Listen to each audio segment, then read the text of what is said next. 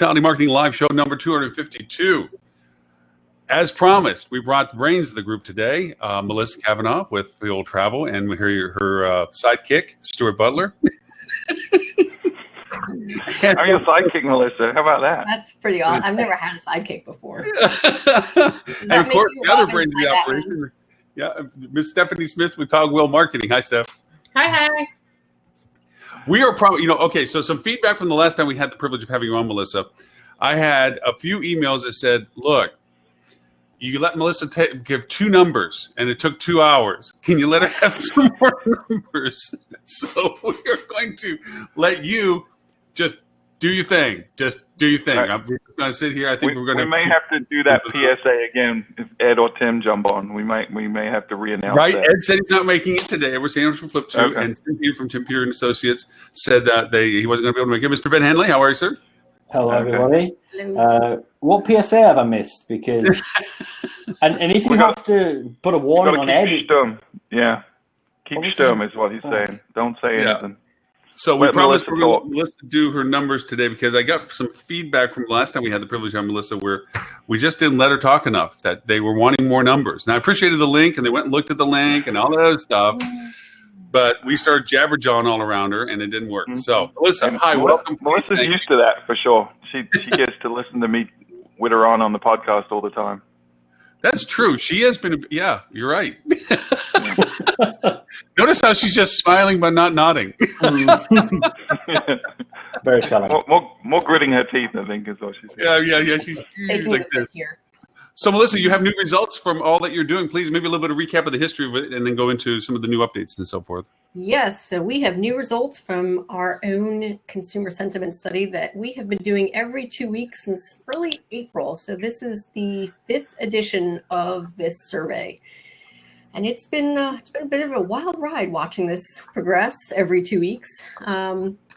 This round, we did ask a bunch of new questions just because, honestly, a lot of the data hadn't been changing, and I really wanted to get a sense of forward thinking and what guests were expecting when they do travel and what they're expecting basically when they get on site. Can you not hear me? Just a little bit of feedback. Yeah, I can hear you echoing a little bit. It's probably Lauren's fault. Probably. If I speak closer to the mic, is that better or worse? Perfect. Okay. I think that's better. I'm going to lean in. All right. So for this round of our survey, and again, caveat, this is North American leisure travelers only. This round, we had over 5,000 responses with over 42 completed surveys. So that's where we are in terms of those stats, just so you get a sense of the scope of the survey.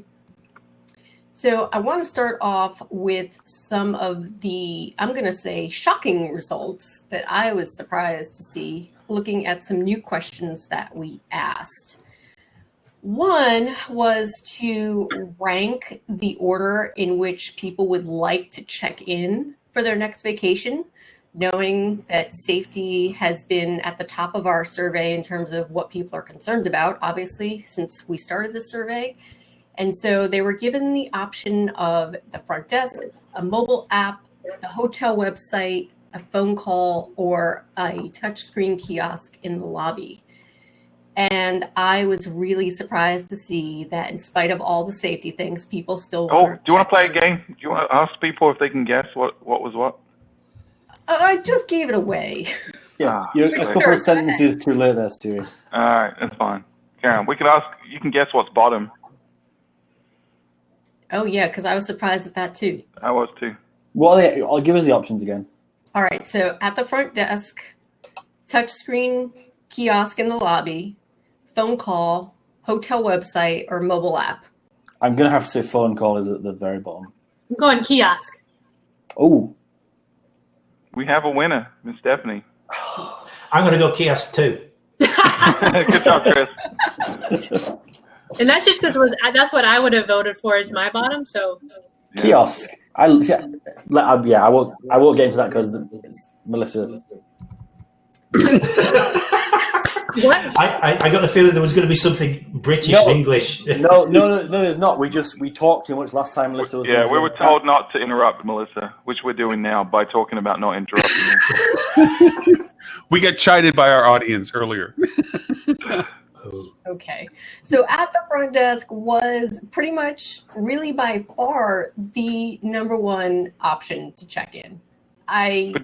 One of the things was interesting though, because it was a ranking thing. We have a distribution, and it comes up with a weighted number to rank that. If you look at the extremes on front desk, I think it was the second most people that had it at the bottom, as well as the most people had it at the top. So it was very polarizing. There were a segment of people that said absolutely not the front desk, but most people said, yeah, front desk is number Were one. you able to segment that by age of respondent? Sure, we did. As a matter of fact, millennials were certainly more inclined to check in via an app versus the front desk. And believe it or not, we actually looked at this by gender as well. And males ranked checking in on the website higher than using a mobile app. Still, checking at front desk was number one, but the website was higher than using a mobile app. How about that? Because men are technically challenged. That's why. Stubborn. So last week I was traveling. We stayed at a couple hotels, and I feel like, and then we actually ended up having dinner in the lobby because I like to watch all the people. And everybody that was at the front desk was like, "What's the deal on breakfast and what's the deal on the pool?" Like those things. I mean, that was like over and over and over again. I'm not saying a kiosk or a mobile app can't communicate that, but just in terms of being able to get the answers to what you need. Right. I wonder Just if a that really big sign behind the front desk. That's all you need. Big letters. Don't ask me for the 46th time. It's right here. Yeah. You know, it's interesting the kiosk would rank so high because you still have to touch that. And everybody before you has just touched that. And you still have to stand in line for that. That doesn't solve any of the problems we're trying to avoid. Yeah, kiosk was bottom, Dean. Oh, it's It was bottom. at I the bottom. misunderstood. Yes. Okay. Yeah. Yeah. So this was my Agreed. favorite question for this round. We sort of went down the rabbit hole of technology just to see, why not? So we also asked just flat out, would you be willing to use a mobile app to check in? And overwhelmingly, 81% said yes. Millennials voted higher. They were at 89%. And males, only 71% said yes. But 71 is still a pretty good score. It's not quite an only, but I think compared to the females, I totally get you. Yeah. But we're being dragged kicking and screaming in the 21st century. But we don't like change. We don't like change. Anyway, I have no further comment, Melissa, and I invite you to continue. I will say that was a very self-serving question that we asked there. Given that we offer a mobile app solution with mobile check-in. Really? I've not heard about this. The next self-serving question. I don't know if you guys are aware of that, but there may or may not be 80% of people want a mobile app to check in a lot of our propaganda right now. So do you want to repeat that for the listeners, Stuart? 80-something% might have used it. 81% of people want a mobile app or are willing to use a mobile app to check in right now. And let me get that. They can find out more at fueltravel.com. This is right, yeah. Kat is in the continue. photo gallery today on LinkedIn, and she said on a webinar yesterday it was mentioned that saying our pool is closed is less customer service friendly versus we would love to open our pool as soon as it's safe to do so. Just some comments from the gallery.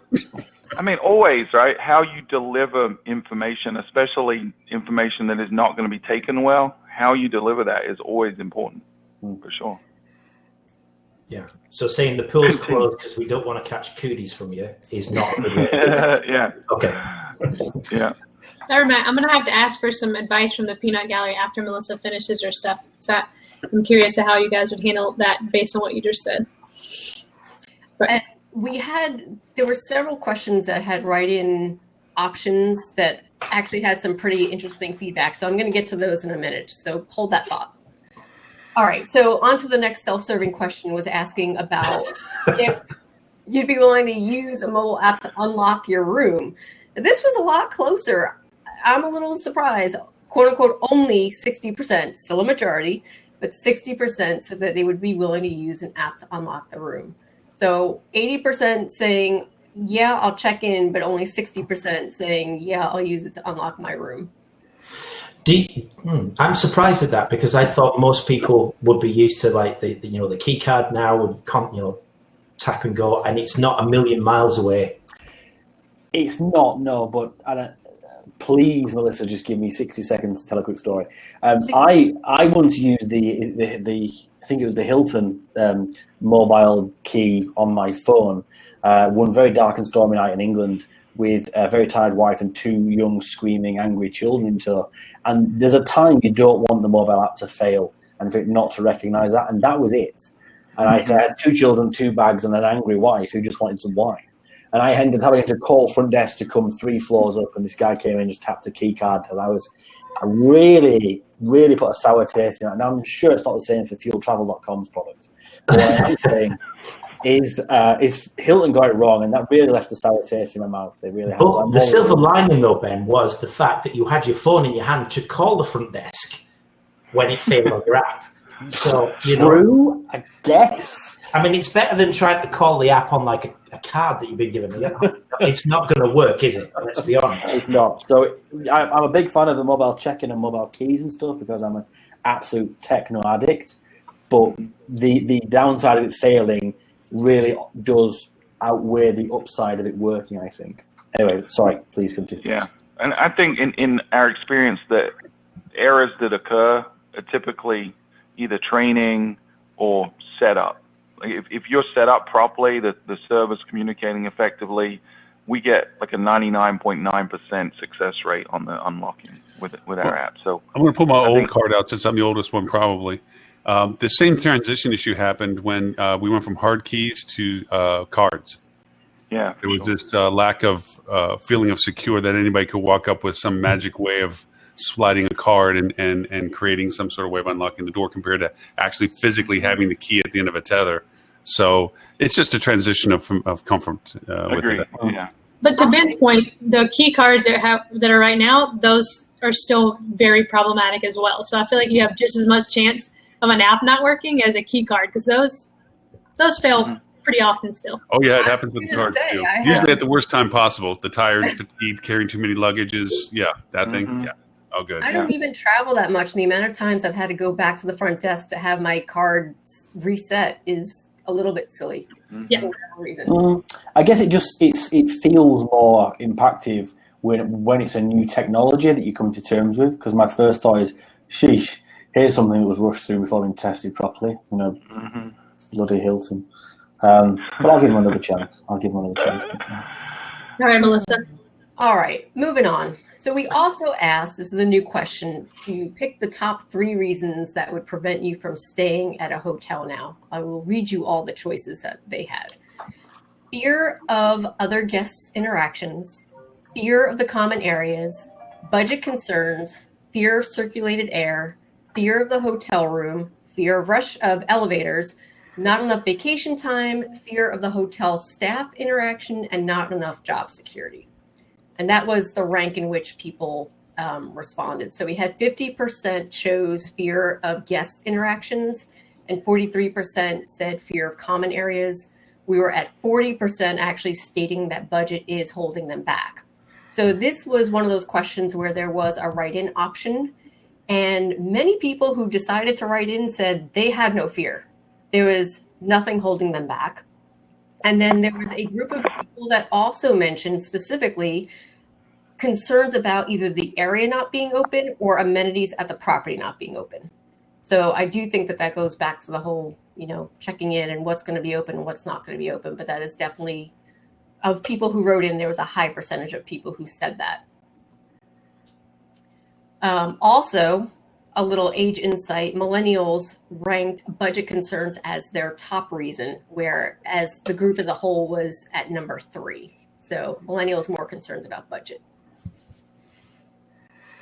No comments from the peanut gallery on that one. No, I thought it was interesting. Fear of guest interaction being one of the top things they list, and just thinking about how that differs with different types of hotels, because you've got a lot of brands that that is their focus. That's actually what they're trying to do, is have that common area for guest interaction. We'll say like a Citizen M hotels as an example, right? Where being a part of that environment, being a part of the people that are there is really what their selling point is. And how do they adapt to that? I don't know the answer to that. But we have a lot of challenges to figure that out, I think. I think Melissa, I believe you've been introduced to Dean, but that's Dean Schmit with Derby Soft, by the way. Melissa, Dean, and Melissa. No.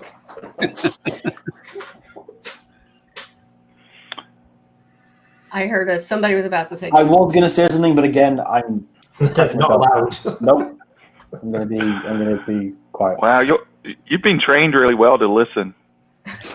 If you want, I'll bring my wife in, and you can. Yeah. She talked more sense. Done a good job. Give her the kudos. It's taken us 17 years, but 2 years ago. I think adding the amenities question is key, because I know there are a lot of states who have mandated pools being closed. Right. And while I think hotels are super aware of that, I don't think that that's always known by the guests. So I know I've had quite a few hotels that are upset or have upset guests that they get there and realize that the pool is closed. And I work in the branded ecosphere, and you can't change the alert within Marriott or Hilton about what your amenities are. So you just need to go in there and change like the first sentence of your content to say our pool is closed. Well, whatever verbiage you want to use based on what you said earlier. But I think that certainly has something to do with where and when people go. Yep. And you would think that would certainly be well communicated in a confirmation email and a pre-arrival email. You would think. Well, hope. Yes, you would think. But even those tickets on the brand side are taking a really long time to get updated.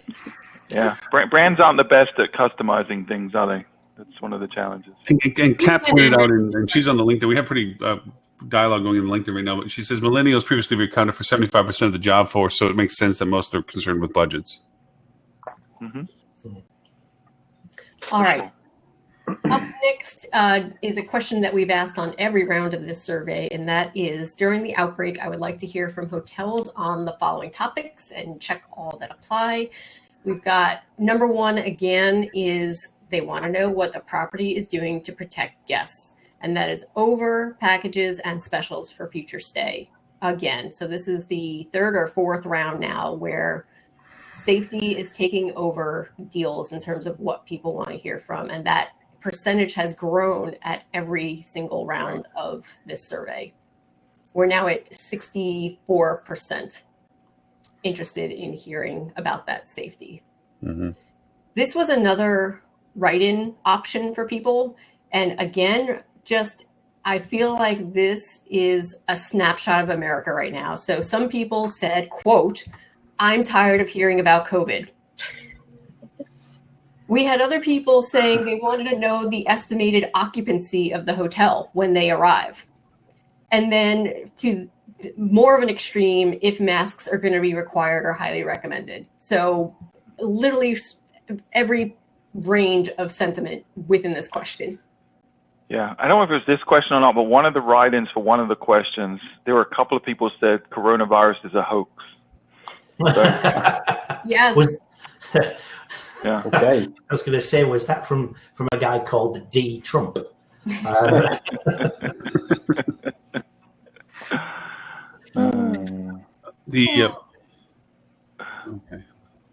All right. Oh, sorry. Go ahead. No, Lauren. I thought Lauren was going to go. No, sorry. I was just making sure I was not missing any comments in the other dialogues to it. I think everyone's pointing out the same thing, that people are tired of hearing about it and so forth and so on. And I was going to make one comment that from earlier shows, I do all my clients now. We do the little video of just it's a homegrown video each of the hotels does as to show what they're doing to show their preventive measures and so forth. And they have been very successful and good traffic generators, and people refer to them and so forth because they literally the hotel says, "Hey, go to this link," or "We can send you this link" when they get called up, and you can see a little bit of what we do to make sure you're safe. And it's been pretty helpful. So, yeah. And I think we talked about it on the show before, that every individual person, every potential guest is at a different point in their psychological recovery from this, right? And depending on their unique experience, their fear tolerance, their risk aversion, they're going to be at a different point and care about different things. So you're going to have a spectrum of people that are tired and fatigued of hearing about it, and people that are now finally just getting to that point where they're actually considering travel. And that's why we see that number go up, what the property's doing to take care of us, is you're seeing more. That we've always talked about the shifting bell curve of where people are. And as that we get closer to the peak, we're going to see that number increase, because people 8 weeks ago were like, well, price is always the most important when I travel, and I'm not thinking about really traveling right now, so I don't care about much else. But as they get closer to the reality of actually maybe traveling, they start really paying attention to the things that matter to them as an individual. So it's not about blasting the same thing out all the time. It's about understanding where each guest is and catering to their needs, letting it be discoverable for them. I wonder, as time goes by as well, I wonder how many of those people that are responding have actually had COVID-19 now. Because I would be very sick of hearing about COVID-19 if I'd already had it, and the whole restrictions placed upon my life, even if I've come through it, as the vast majority of people who do get the disease do, according to the data I've been reading, survive it. And there's going to come a tipping point if you listen to a lot of the medical experts that saying it is going to go through the population. It isn't going to disappear. Well, certainly in the UK, they've been talking about it. The idea was to place restrictions on us so we didn't overwhelm the medical services. And I think that's the same for the US.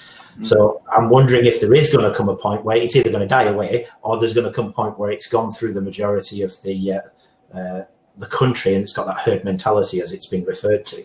I wonder then how things are going to change and at what point that would be. I got a couple of things here from LinkedIn. So Danielle Collins asked, also, when did guests last stay in the room? So I replied back to her, is that in reference to how well they cleaned the room, or you're actually worried about the time delay between when the guest was last in the room? Kat brought up a great Karl Marx comment, says, hey, since we have some conspiracy theorists on the panel, has the thought crossed to anyone else's mind that the current news has drastically shifted to non-COVID topics to make it less ever-present for folks, /Karl Marx? And Adel, we all know Adel, she's on LinkedIn with us. She said, I wonder when they ask if the hotel will be requiring guests to wear masks, are they more comfortable if hotels say yes or no? It depends if they're red or blue in America. It's become such this political divisive topic, and it makes no sense. But I think it's commonsensical, but depending on your situation, your geographic location, to adopt the psychology of your area, right? So if you're in California, the majority of people around you are going to be wearing masks. They're going to be very aware of this. Here in South Carolina, it's completely the opposite. Things are literally, my 14-year-old son just started work this week for the first time at a hotel as a pool attendant. And he said, you wouldn't know there was a coronavirus pandemic going on. Everyone was out on the pool deck, drinking from the bar, hanging out like nothing was going on. There's not a single, other than staff, there wasn't a single face mask inside. And these hotels are 70, 80, 90% occupied right now. It's crazy. So I think geographically it changes, based on who the population is that you're drawing from. It's a big difference. People in California are like, you guys are crazy, which we probably are, but it's the reality we're living in. Hmm. Maybe that's another question to ask next time about face masks. Yeah. Are you a Democrat or Republican? That'll answer that question. I just want to ask what news source they use. That's it. Kat wants to know, Stuart, if you think that it's Jedi themed, dark side versus the light side. Yeah, probably so. I've ordered a handful of Star Wars masks, so that's what I'm going to be wearing once they come in. So, nice. Yeah, it's going to be an accessory. Then it's not just a medical device. It's going to be, hey, I'm cool because I got Star Wars masks. Statement. Yeah, absolutely. It is. Yeah. Hey, Stuart, can you keep an eye on the chat line if Adele joins? I'm trying to take her jump over from LinkedIn because I want to keep an eye on LinkedIn's dialogue. We have pretty active dialogue, and I can't watch both the chat and it at the same time. Yeah.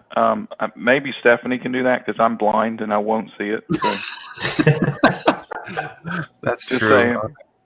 That's true. I can jump back. Forgot. No, Vic is talking about what's going on at his hotel, and he's saying most of the guests are wearing those. And I think some of that states. I don't know where. Vic, where's his hotel? Yeah, I was going to say, where's your hotel? Because we have like Pennsylvania. There, it's a state requirement. So that I don't know if that has anything to do with it. Yeah.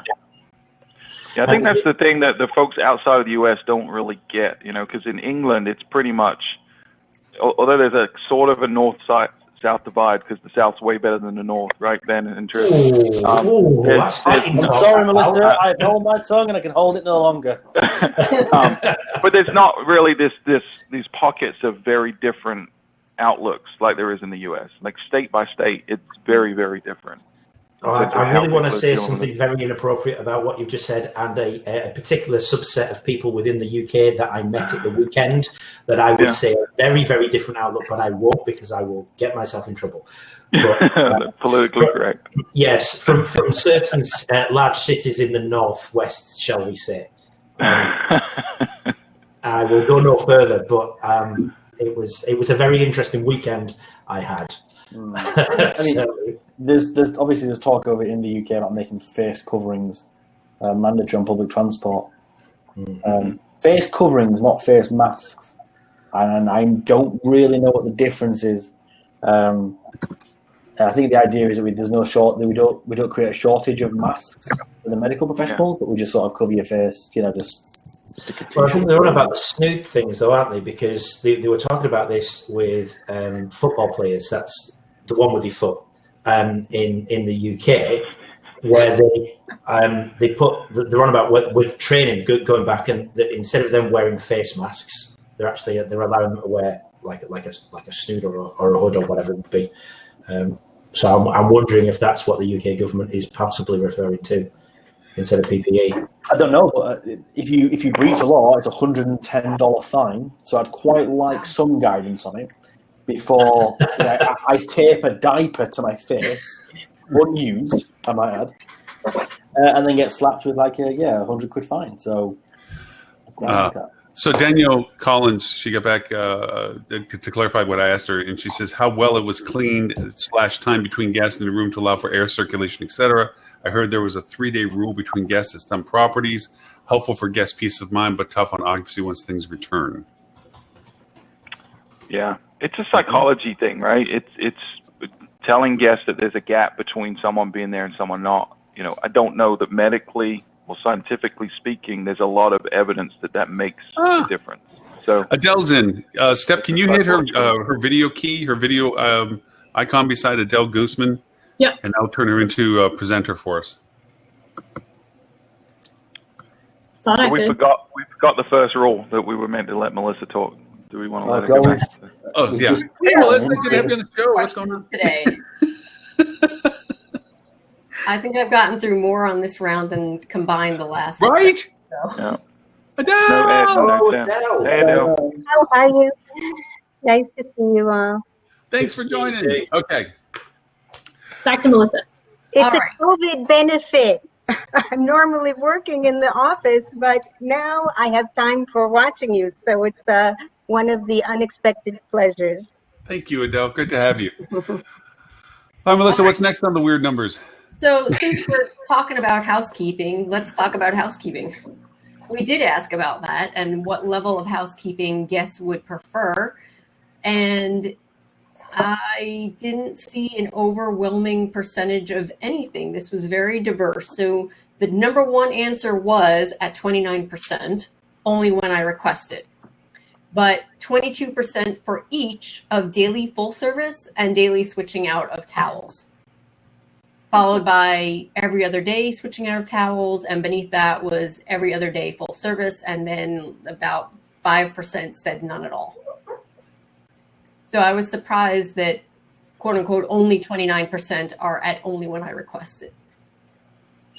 I had an owner post about the cleanliness thing, because there's a lot of owners fussing about how much they're going to have to spend on like different cleanliness things and like that. But they were like, if you cut back on your housekeeping schedule, then there's a greater offset in labor than it is in what you're spending in more cleaning products. So, try to, come with a zero-sum solution for that from an operations standpoint. And my husband's hotel started doing cleaning every third day. It's a 1,200-room property. They did it for over a year, and I don't think they had one single complaint. It didn't even seem to bother people at all. This was way before COVID. Yeah, I think that's right. I wish we had asked this question prior to COVID. I would love to have seen it. My gut tells me it would have been equally as diverse. And I think that's the point, right? Each individual has preference. Like when I travel, I don't want anyone in my room because I'm usually only there for 2 or 3 nights on business. There's no reason to come in and clean, and I'd just rather not deal with the risk of that. So I think it's going to be up to the individual based on the type of trip. But there's the point, right? That's the insight is, can you use this knowledge to offer flexibility to guests, to ask them at check-in, would you like daily housekeeping? Would you not? And let that be a flexible choice. That's going to improve their experience and probably save you money, to Stephanie's point, if a lot of people don't want daily full housekeeping. Right now. I am one of those people also. I get my room cleaned once a week. I figure I change my sheets once a week at home. Why do I need more when I'm elsewhere? Yep. But one thing that hotels are concerned about now are the safety checks after the MGM. Was it at MGM? I'm trying to remember where it was, in Vegas, with the active shooter. Now we make sure that someone checks on that room at least every 2-3 days tops, to make sure that nothing disastrous could be in the work. One question came up out of the chat on LinkedIn. Leyland Adams asked, do you think that thermal cameras with enhanced temperature readings are going to become adopted by hotels and businesses to add to an extra line of defense? Not in the U.S. I think it'll come down to cost. That's the cost versus the demand from consumers as well as the visitors to a hotel. If that is going to increase the confidence in somebody visiting a hotel, then it's worthwhile the expenditure. If it's not, there are other ways you can invest your money. Say it's hyper affordable, by the front door, by the back door for employees. They walk in, it's non-invasive. It checks their eyes or their body temperature compared to some contrast that's in the camera spectrum. Then would you say non-invasively that it would be? Well, I just don't think it's necessary. Into a false sense of security as well. Yeah. If you've caught COVID and you've got some contact on your clothes or on your bag, or maybe your wife's, as she's been reminding you where your shoes are just before you leave. And then it's on your shoes, and because you don't think you've got it, you're not washing, and you're having housekeeping coming every so often.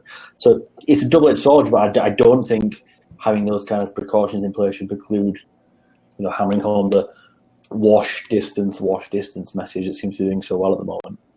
Okay. Yeah, and I think looking at the rebound of certain markets already, beach destinations, mountain destinations, state parks. These places are full now without these checks in place. I don't think it's necessary. And I think the last thing we need for hotels right now is more expense or a permanent solution to a temporary problem. Because the reality is this isn't going to last forever. Either we're going to start treating it like flu and stop obsessing about it, or we're going to get it under control with a vaccine or better treatment. So I don't think it's necessary. Hoteliers aren't big at spending money when they don't have to, especially when they don't have it. So Melissa, do you know a guy named Pete DeMaio? I don't know. Yeah. He's trolling us on LinkedIn, as you know. And he murders bees. Don't listen to him. He says, interesting code fact related to F&B. One of my clients had to discontinue their free breakfast buffet and replace it with a to-go breakfast box. Guests were upset, but F&B revenue went through the roof for lunch service since guests didn't load up on breakfast and skip lunch. Oh, that's interesting. Yeah. Yeah, we're, I'm in New York. We have 4 hotels in New York. And of course, we're really concerned how we can make people feel comfortable returning to the city again. I'm sure that other urban areas have the same issue, but not to the extent of New York. And in our hotels, we have a 24-hour complimentary club lounge. So the breakfast in the morning, the wine and cheese in the evening, it's such a part of who we are. And now we're talking about this same thing. So it's very disappointing to hear that people were upset and not flexible and understanding of the situation that it is. It's for their own protection. It was probably Pete's fault. He probably didn't set expectations well enough. Communication is everything. Mm-hmm. Yeah. I mean, I think of, if anybody listens to our podcast, I know that I love Kimpton. Sorry, shout out to them. But, same situation where they're built around this community. They've got a wine and cheese happy hour every night. I'm with your dogs. And I would love to know what's going on in properties like that where you really can't commune like that anymore. Maybe, or maybe not. I mean, I can't imagine dogs consume much wine or cheese, but it's a good point. How does it change what you offer? Impact. You haven't met Melissa's dog. For some of our full-service hotels that have kept F&B open, the room service drop and go has been extremely popular, even if it's on a limited menu. So if that's something that you can still pull off, it's become very. I don't think we've gotten complaints about the limited menu. At least they can get something a little bit warm on a super. But the drop and go, even from a room service standpoint, has been super well received. Pete said that he didn't buy his honey. That's why that was the problem. And for those who don't know, Pete is also on the podcast. The podcast is phenomenal. I know you guys are on the show, but I keep ranting about it every way. But Fuel Travel Podcast is one of the most definitive, helpful hospitality podcasts that you can listen to. And the team, Melissa, Stuart, Pete, and other motley crew members of the Fueligans put together some very excellent content. And so if you don't get the chance to listen to it, the honey joke and all that stuff, you'll catch on as you listen to back episodes. But what is it when you have a bee, when you curate bees, Stuart? What's the name of the You're person? an apurist. That's it. I never can say it right anyway because you know me in terms. But yeah, Peter's that. He was. Oh yeah, that's true. He was. Yes, just as much as you used to be a brewer for beer, but now you're not. Yeah, I'm on hiatus like he is. Yeah. All right. Anyways, so all right, Melissa. All right, back to you, Melissa. We're talking about food. Let's keep talking about food. So this is the second round. We asked about where people would prefer to eat when on property.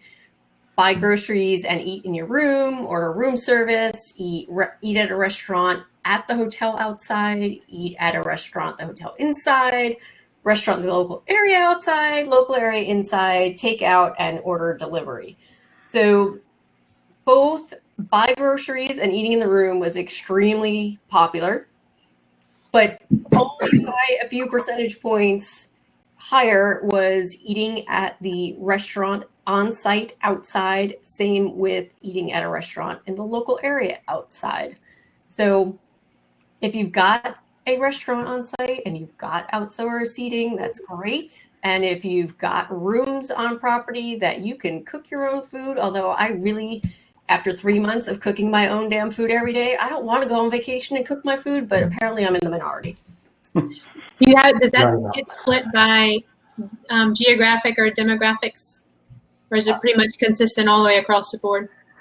We did see millennials that were more likely to eat indoors by several percentage points than the group as a whole. And we did see, compared to last time, we did see those likely to eat indoors actually did increase several percentage points for both on property and local restaurants. What else do we have here? Oh, to be fair, we did also add a new choice to this, which is I never do this anyway, because I wasn't sure if people who said definitely not were saying definitely not because of the virus or just because, hey, I don't do this. And room service was by far the most impacted by that, because we had almost 18% of people that said, I don't do this anyway. I'm going to bring up a comment of that, it'll be in the show notes today, but Robert has become very polarized into his opinions as to how the universe is going to unfold. And he provides us a list of curated content each week that we never really get to recently, but that's okay. It's always in the show notes, always good stuff. But Recently. recently, well, okay, We past never 5 have years. gotten Who's to it. counting? Just the last 100 episodes. Yeah. So one of the things he's talking about is that the hotels that come through this, the creativeness that they come at with this, and I have to attest to that. I believe that's probably one of the best statements he has come up with recently, is that the creativeness coming into this, whatever our new marketing is going to be, those people will succeed exceptionally well compared to those that are going back to old marketing types. Sure. And one of those things is, when you pointed out about the nearby restaurants, we had gotten great success. And this is a hotel that has all suites, so it has kitchenettes, and people do like getting their groceries. We do a delivery grocery service for them as well, and everything else it is. But what really has resonated strong with them is we've been featuring local restaurants that are just as hungry about getting business back. And so we feature them as a pickup and go in the lobby. And we've given them discounts towards it if they want to pre-order, and the food's literally having their name on it. It is in the lobby for them to come down and pick up and what have you. And it has been a great success for the restaurant and for the hotel, because they now have lunch and dinner service. They never even had lunch and dinner service. They had just breakfast that they offered up, and they had to change that because same methodology. They had to say, what did you want? Like a little room card, fill it in. And then we would have it with your name on it downstairs, and you can come pick it up, or we can drop it off in your room, whatever. And now we did lunch and dinner. So they're actually offering more food service now than they did before, but they're featuring local restaurants. And it's not that other restaurants can't deliver. It's just we're featuring them. And it's kind of cool. It's like, wow, we never would have ever done that had this this situation had come up. So that's what I'm thinking about creativeness. I think that's awesome. Me too. All right. Last couple of questions. I can't believe we've gotten through basically all the questions today.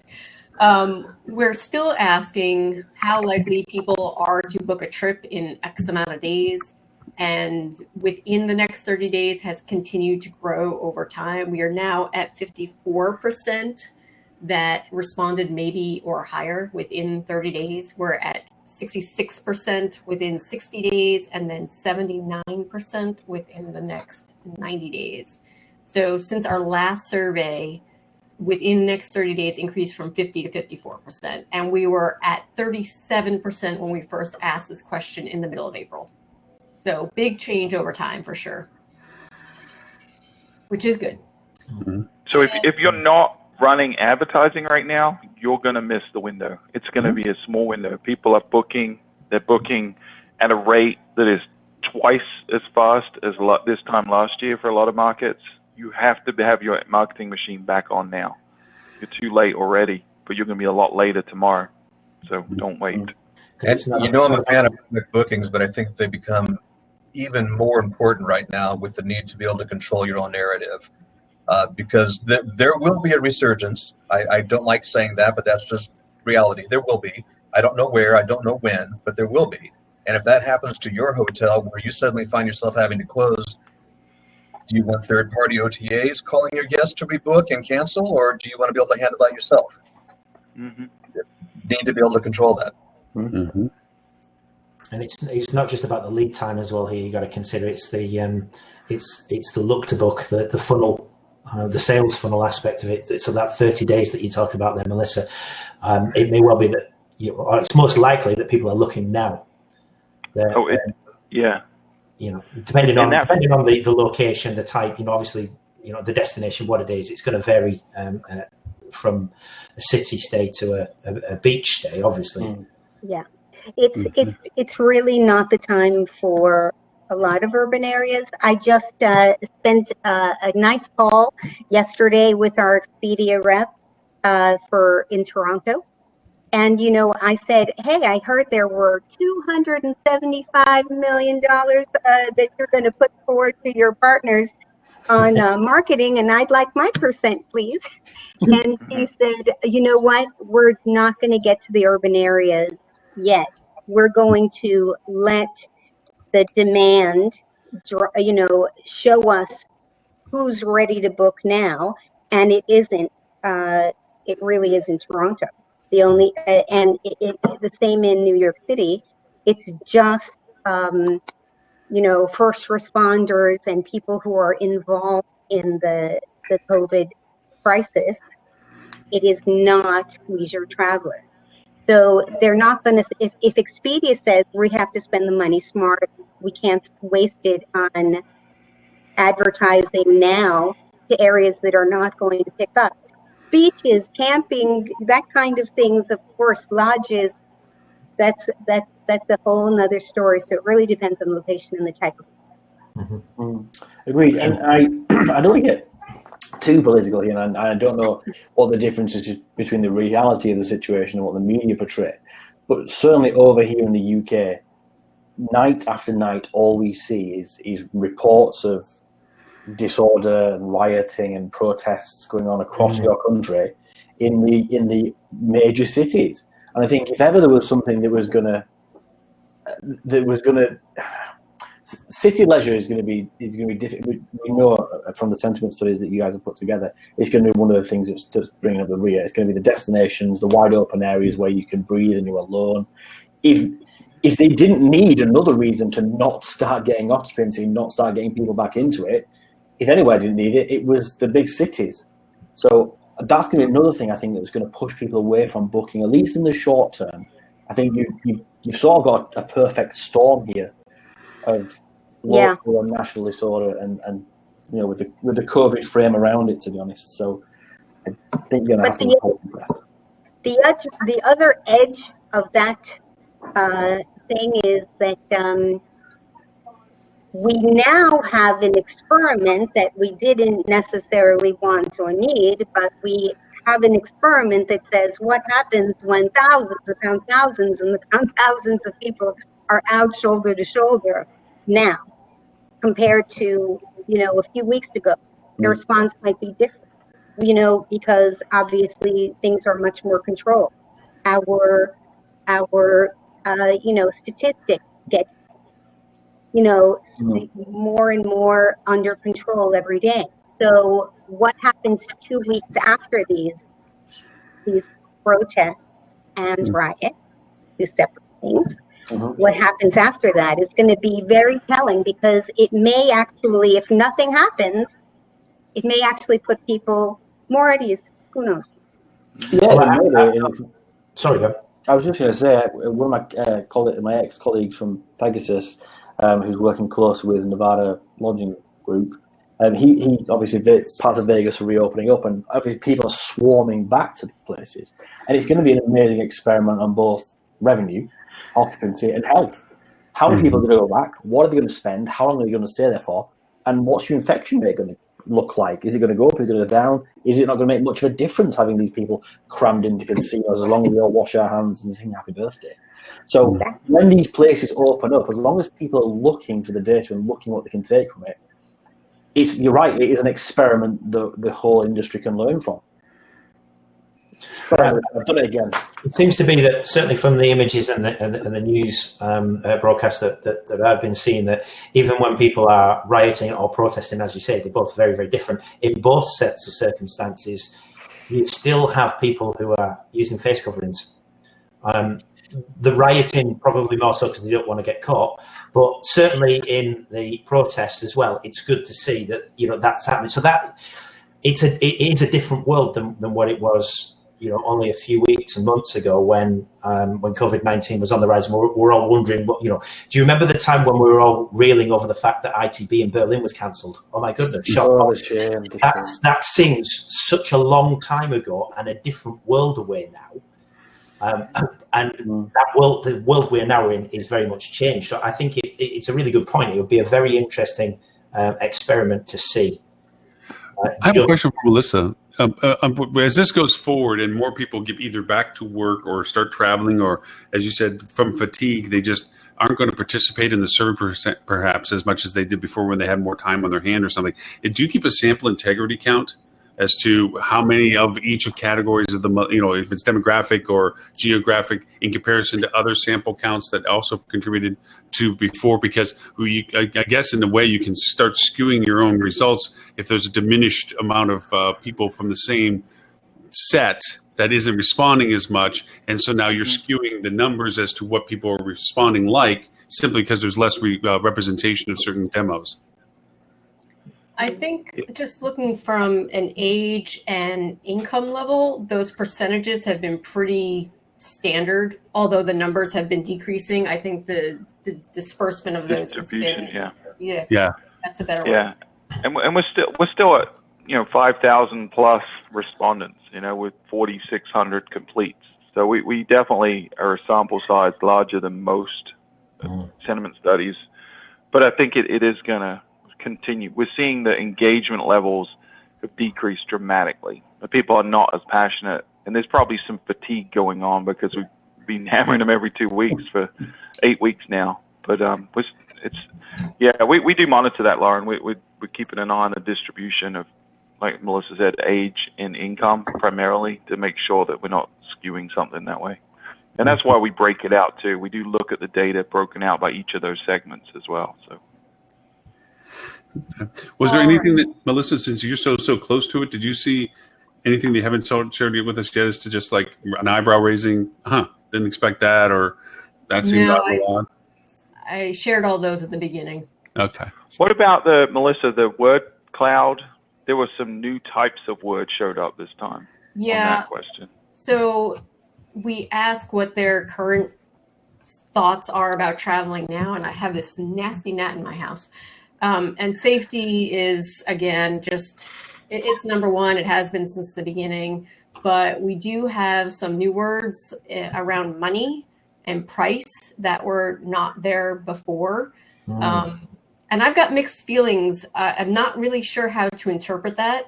So to me, it's either positive because it means that people are thinking about traveling and talking about budget items, or it's more negative in sentiment because financial strain is really starting to weigh on people at this point. I don't know. I think it depends on which demographic you're going to be talking about. We've discussed this on the show before. If it's the people who are actually seeing a pay rise than what they would normally be on because of unemployment and being furloughed, then we're getting closer and closer to that potentially ending or being extended or whatever. We've also had, Ben and I've been speaking to people in Florida as well, who have been struggling to actually get unemployment, yet been out of work for weeks. They're still stuck in the system. It's horrendous.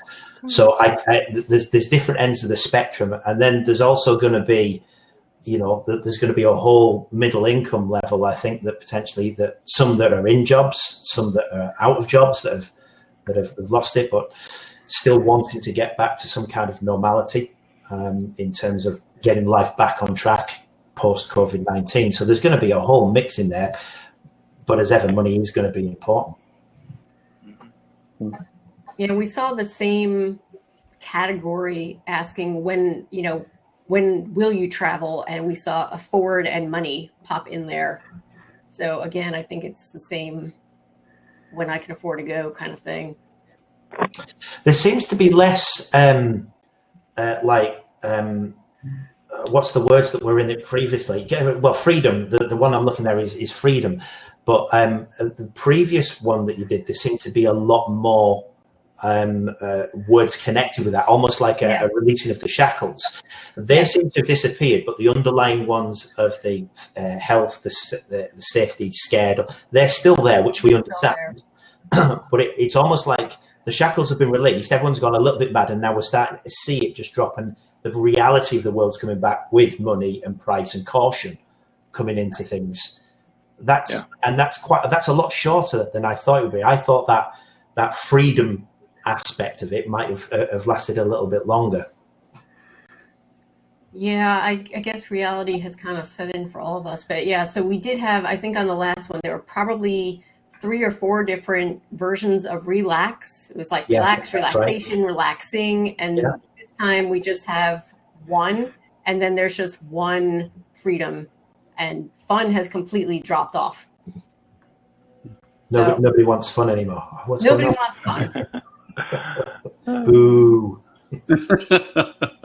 Well, keeping with the theme on the clean side of things, Robert did bless us with the 2 tablets today. content and so forth. And his top topic was in regards to cleanliness. And I actually have a contention with it. Let me add before, if anybody hasn't looked at the article yet, and I'll share the link now in just a sec. If I were to make the statement, Airbnb is cleaner to stay at than a hotel, would you agree or disagree? Disagree. Disagree. The article purports that you would actually think that they'd say it's cleaner for you. Who was the author of the article? Well, that's what I'm going to put the link in here for, because Airbnb. Talking about the fact that, and sorry for all the OTM string on it. I just grabbed it off of the link that Robert gave us to us. The article is purporting actually saying that it's safer to go to Airbnb than to a hotel because, and this is their largest contention, the human interaction is lesser than at a hotel. And the other contention is that hotels have more discretion on their cleaning protocols.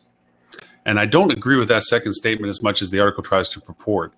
But it's trying to push that the fact that because you see fewer people, human interaction, and that the Airbnb has more capability of showing its cleanliness process, and I think that's inferred by the article, that it is potentially safer to stay at an Airbnb.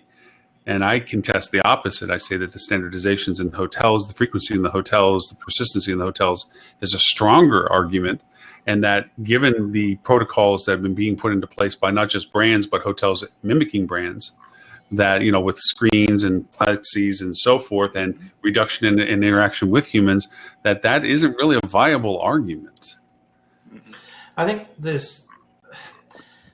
it depends on what people's thoughts are around where are you most likely to catch COVID. Is it from contact on something, or is it from being in human contact, you know, close proximity to other humans? And certainly the evidence that we've read suggests it's in close proximity of other human beings. So I can see why they're saying this, but I also contest it on that fact, because if you're in Airbnb, you've still got to go out and get your food. You've got to go out, you know, and you've still got to go out and interact in the public, in the same respect that you would possibly have to interact at certain points in the hospitality journey. But then there's ways of mitigating in hotels. You know, you use contactless apps. You can minimize the amount of contact you have with anybody by going to a hotel to virtually nil. Whereas, I don't know, perhaps with Airbnb, maybe I'm being too biased. Maybe I'm being too biased and in favour of hotels here. And I'm trying to be impartial and fair, but I disagree with some of the sentiments that are in there.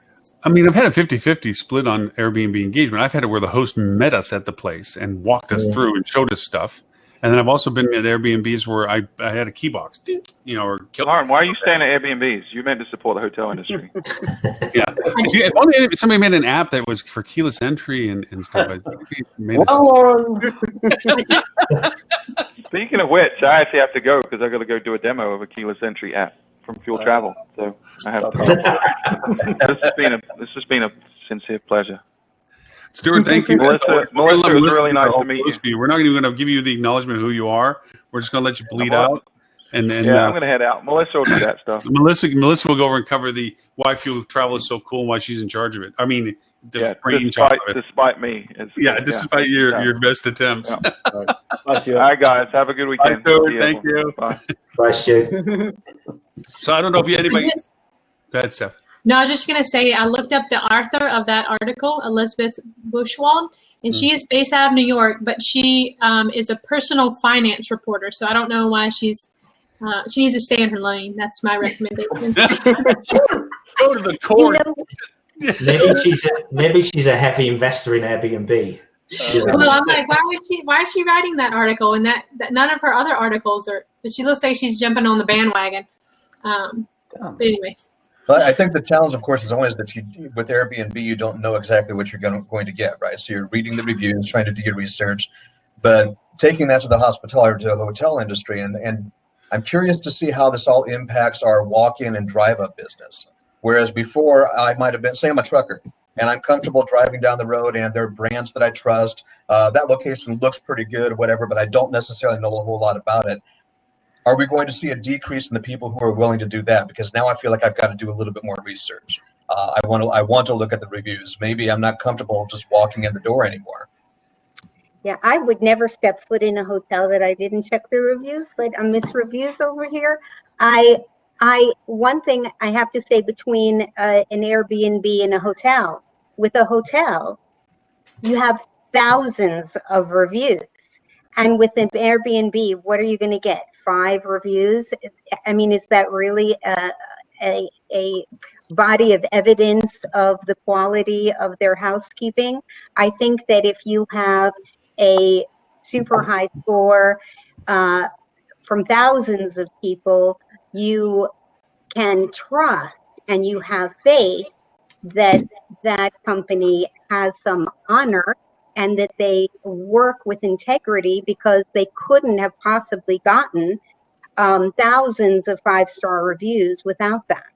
And you know, even a franchise brand name isn't as meaningful as thousands of reviews, because just because some company sets out these are our standards and the franchisees all have them, those are great guidelines, but it's what's in the hearts and souls of the housekeeper that's actually going through that room to know how diligent it's going to be. Mm-hmm. So Adel, I would agree with most of what you said there. But the one thing I think, the difference between reviews for hotels and reviews for Airbnbs, and it's so obvious, but I'm still going to say it. With an Airbnb, I think there's more accuracy to the product that's been reviewed. With a hotel, you'll have potentially a different person who's checking you in. You're going to be in a different room in the hotel. Your room can be cleaned by a different person. You'll be served at the bar by a different member of the bar team. But with an Airbnb, you're more likely with an owner-occupied, an owner-rented property to be met by the same person, have the same person do your cleaning. You've got the same room.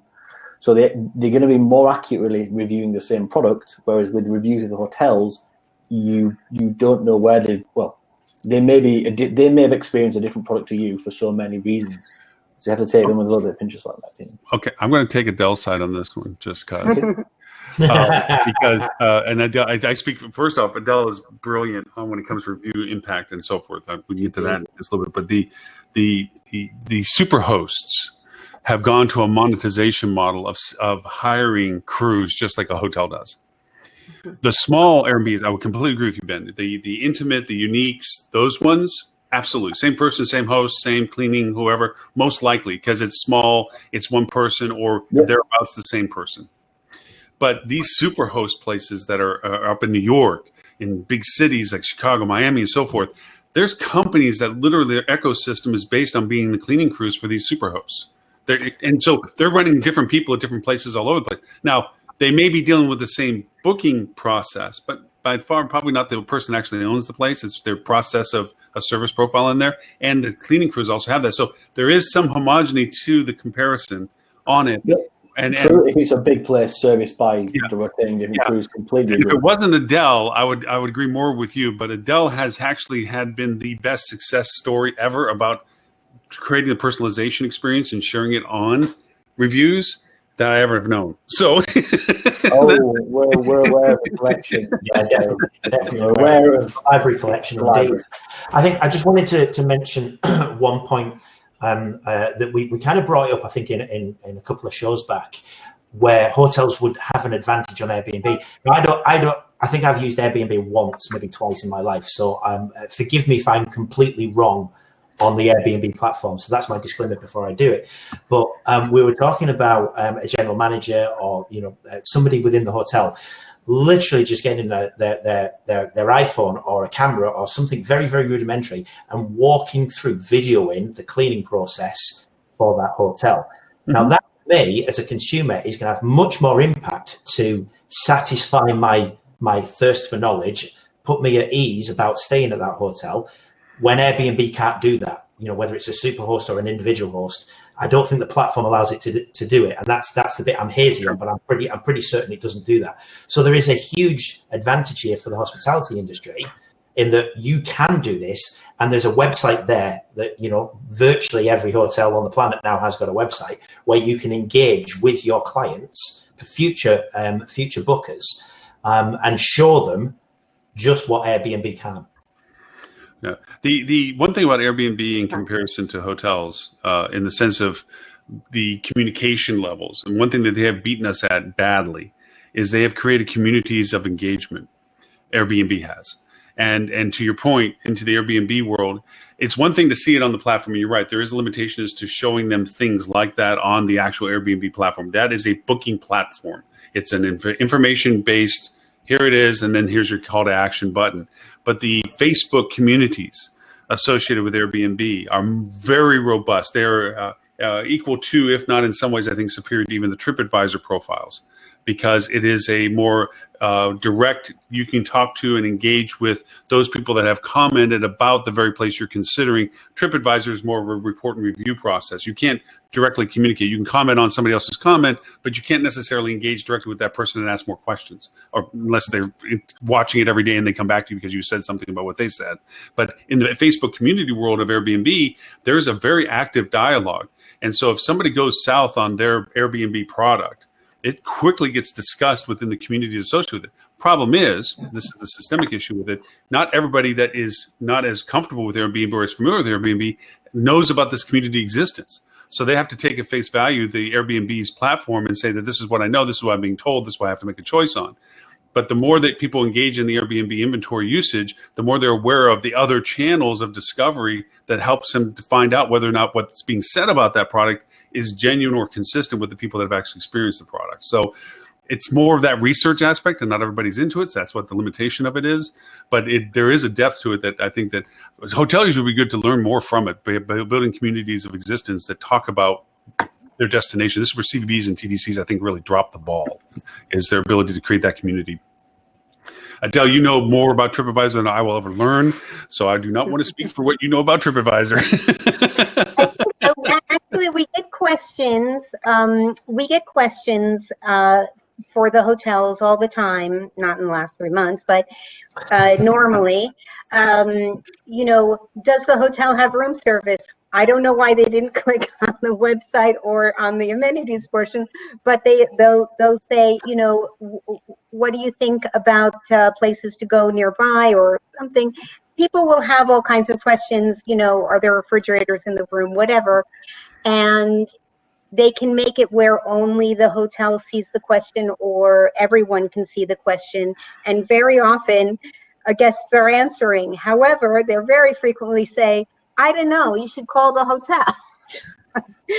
But so I'm not sure how if it's as valuable or being utilized as well as the Airbnb one, but it exists technically. Yeah. The one of the other articles that Robert threw out that I think is cognizant to this is that the one that says all industry leaders are talking about we will return to the golden age.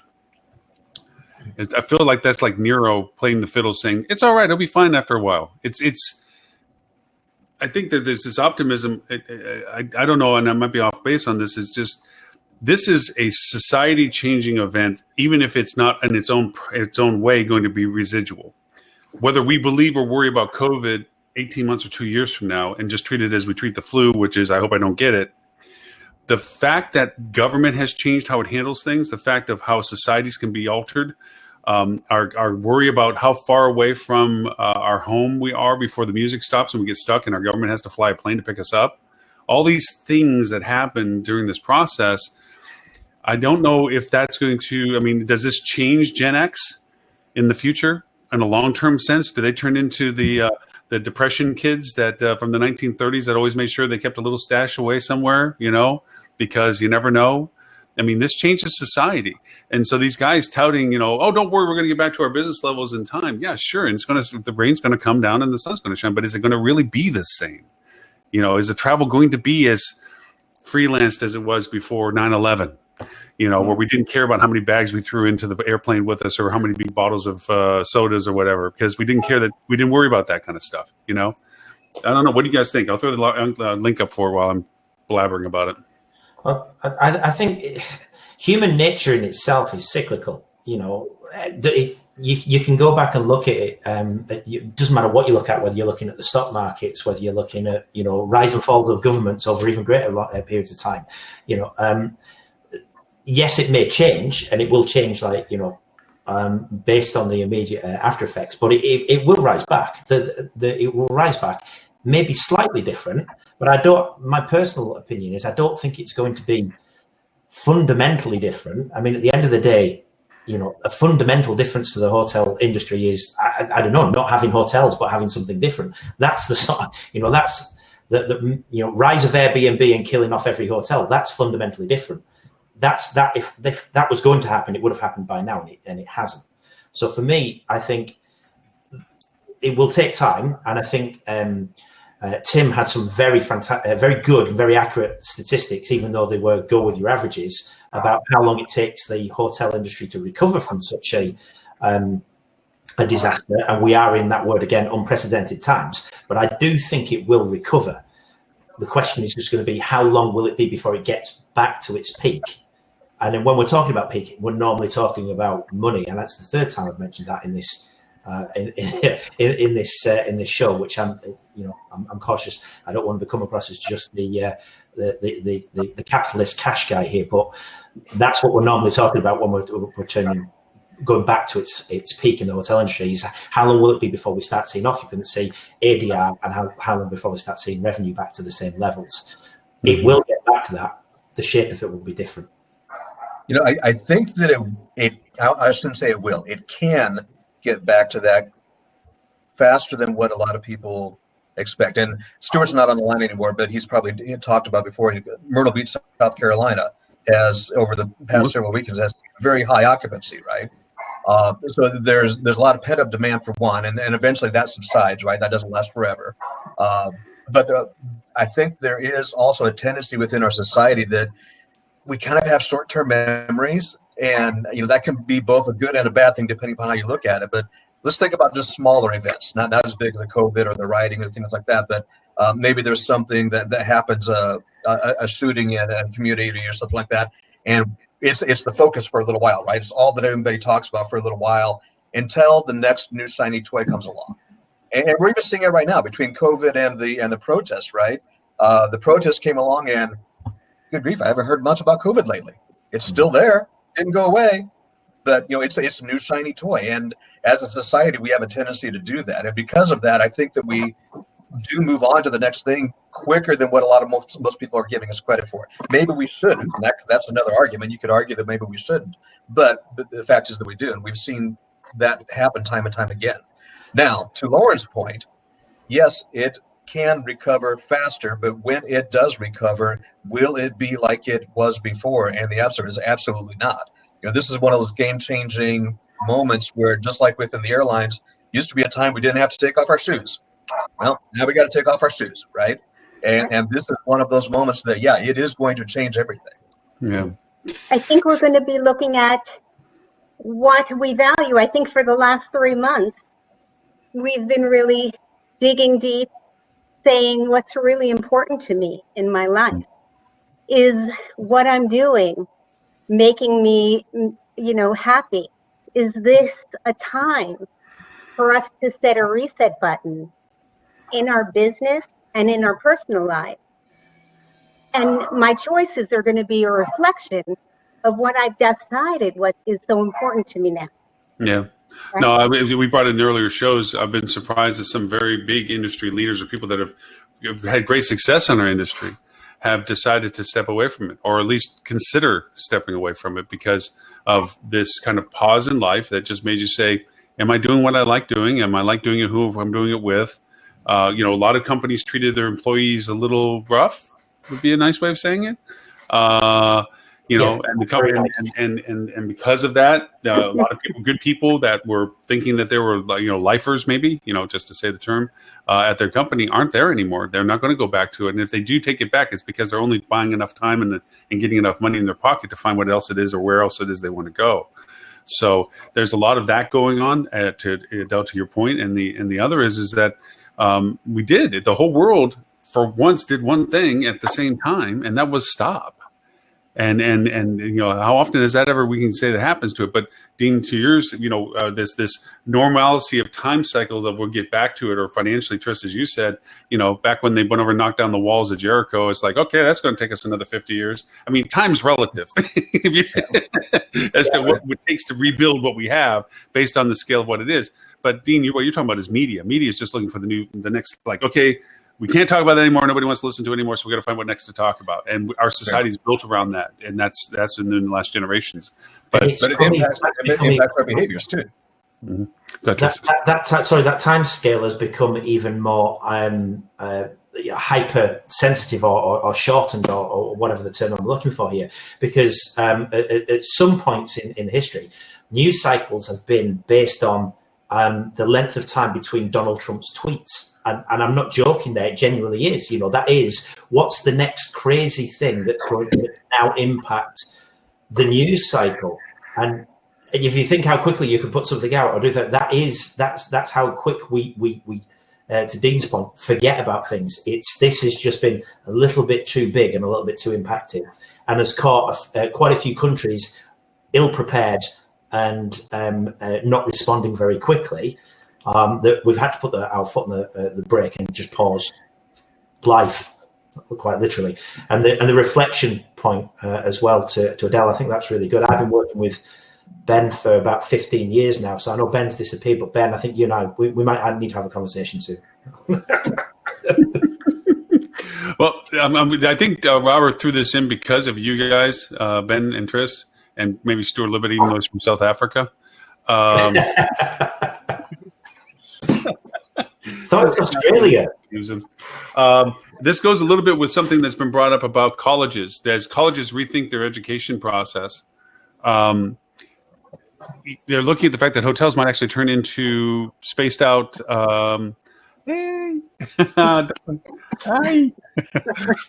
spaced out lodging for the students. With a lot of hotels that might be in distress, and banks may be worried about taking them back over and so forth, that might be a solution for using reconstituting the hotels. Here, Travelodge UK is talking about landlords facing off battle over rent.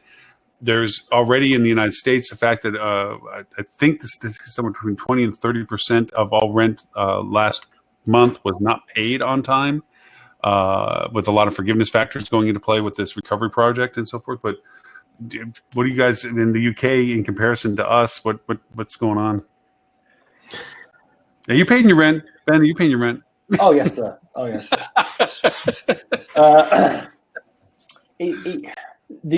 From a student perspective, first of all, it's a great idea as long as it doesn't result in more student debt, because I do not think that is the answer to this problem, increasing student debt for anybody.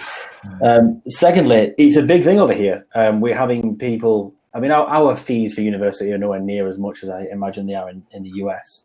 But over here, we're having students who are paying £9,000 a year for their courses being taught remotely. So they're living at home with their parents because the halls are open, they're being taught remotely. They're not feeling like they're getting value here. And then you have these megalithic institutions. You need to pay your fees.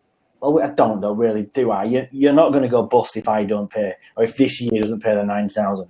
I've seen the monuments you erect to yourselves and the large gardens you name after vice chancellors. You're not at death's door just yet.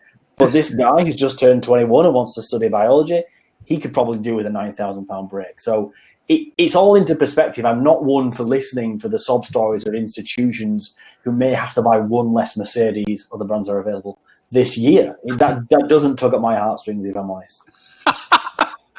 All righty. Well, there it is. Don't hold back your feelings now.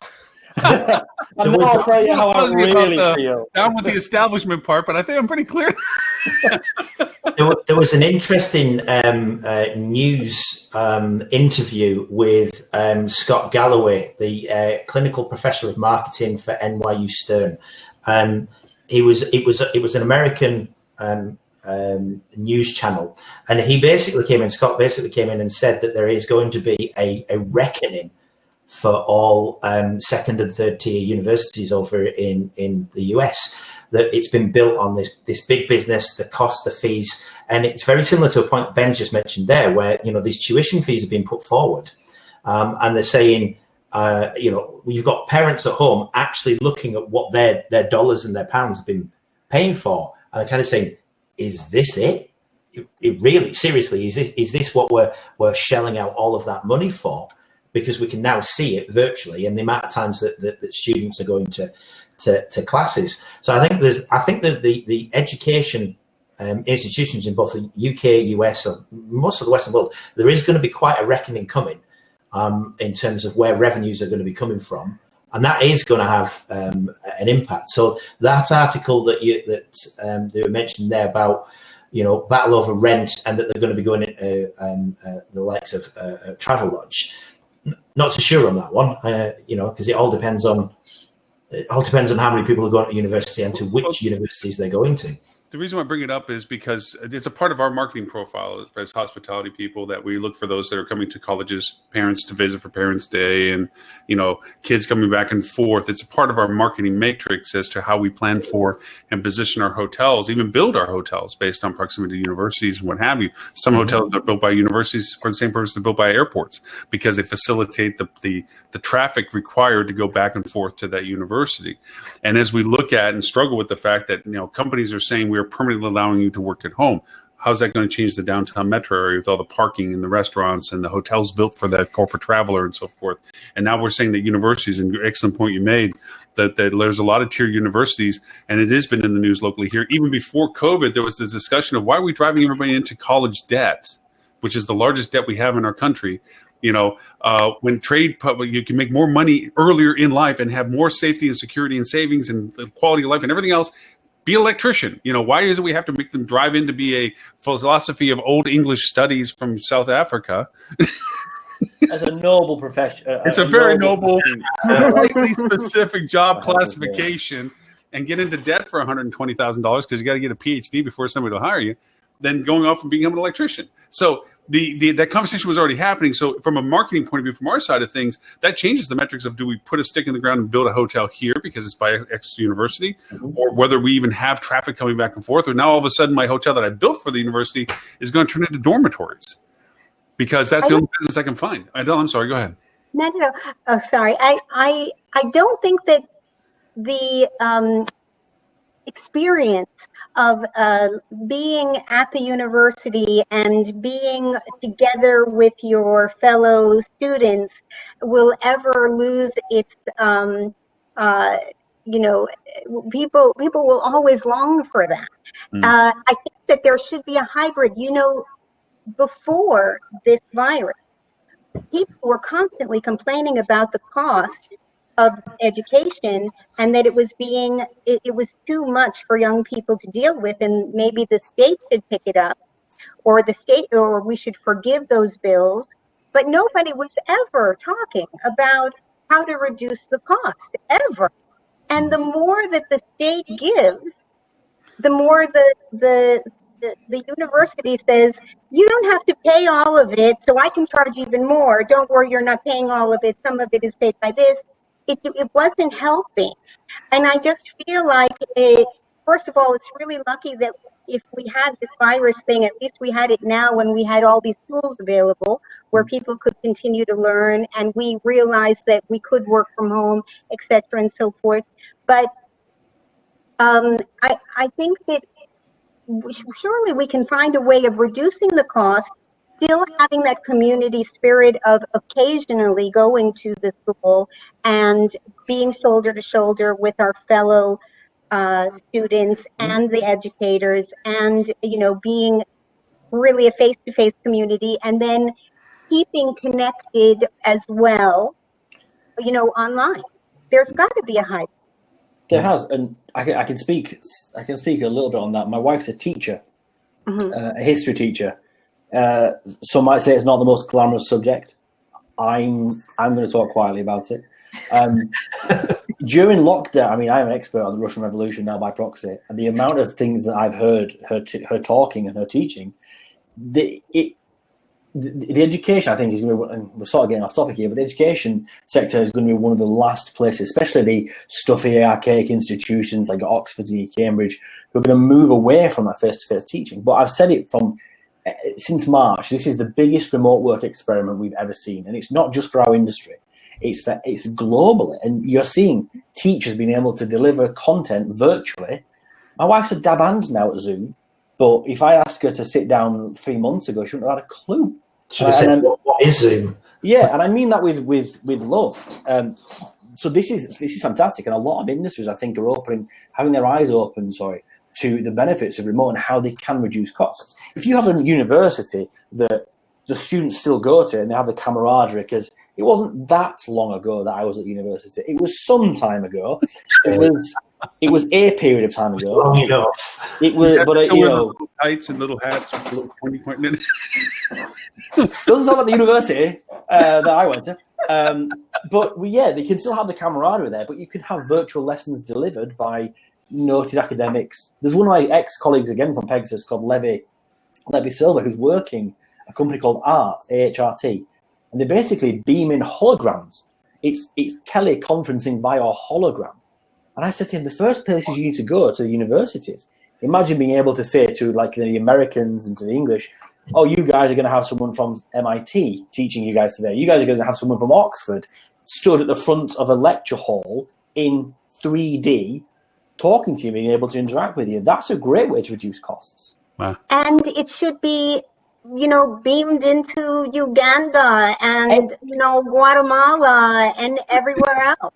Exactly. Why limit it to Oxford? Exactly. They don't have consistent power internet. Yeah. Well, there are a couple of mild. That would be something. Well, after all the satellites were launched by Elon Musk, we're good. Yeah. And Jeff Bezos, good old Jeff's looking at the internet for the world as well, I believe. Don't think you're on first name terms with him just yet, buddy. Well, I spend my wife. I spend that much money with him. I should be. Okay, so talking about all this crisis that we have right now, in terms of Black Lives Matter and equality for all, not educating children properly is like child abuse in a way. Mm-hmm. Spending money for things that are not important in really giving our kids around the world a great education is unconscionable at this point. We should have all those tools. All I'm going to say is I wish you were here, Adel, at my house so you could speak to my 12-year-old daughter and tell her just how much she's missing out by lying in her bed and not doing her virtual schoolwork right now. Because I've tried till I'm blue in the face to get her to do her schoolwork and homework, but no, she's leaving it till the last minute. She's missing out on this opportunity. So Lily, I don't know if you know Adele, Lily, you already know Melissa. Adele. Hi. So bringing back to some on the marketing side of things, there's two things that I wanted to bring up. One is something that Robert didn't throw into his list, but I think is very, very important. That is Google's new distribution model. The commission model, they're opening that up onto their Google Hotel. And the second, of course, is Expedia looking for new monetization models with their new program, and how Marriott's already bitten on the hook with throwing their wholesaler rates at them for third-party distribution. Because now you're talking about two serious digs into another channel for two very large players, if not the largest players, seriously, Google being the largest, in areas that we never had before. And Adele, you'll love this, but I actually disagreed with Max on LinkedIn because Max put it up saying, what a great tool for hoteliers during this time. And I'm going, no, it is not. It's a Trojan horse. Yes, it can be helpful now because if you don't have the money to pay for advertising, commission-based models is the way to go. But with our industry, we get lazy and complacent, and we use it as a crux, and we say we can save money, and it's not on our budget anyway. And the next thing you know, Google has replaced Expedia Hotel and everything else, or added to them anyway. So I disagree with him on that. He agreed back. But anyway, so those two things. I'm going to throw two little different links. One Robert did give us, which is Expedia's, and then I'm going to go find the Google one as well, and I'll throw it up in the notes as well. Steph, you got to run, Steph. I'm sorry. Hey, Steph, before you run, where can they find you? What do you do?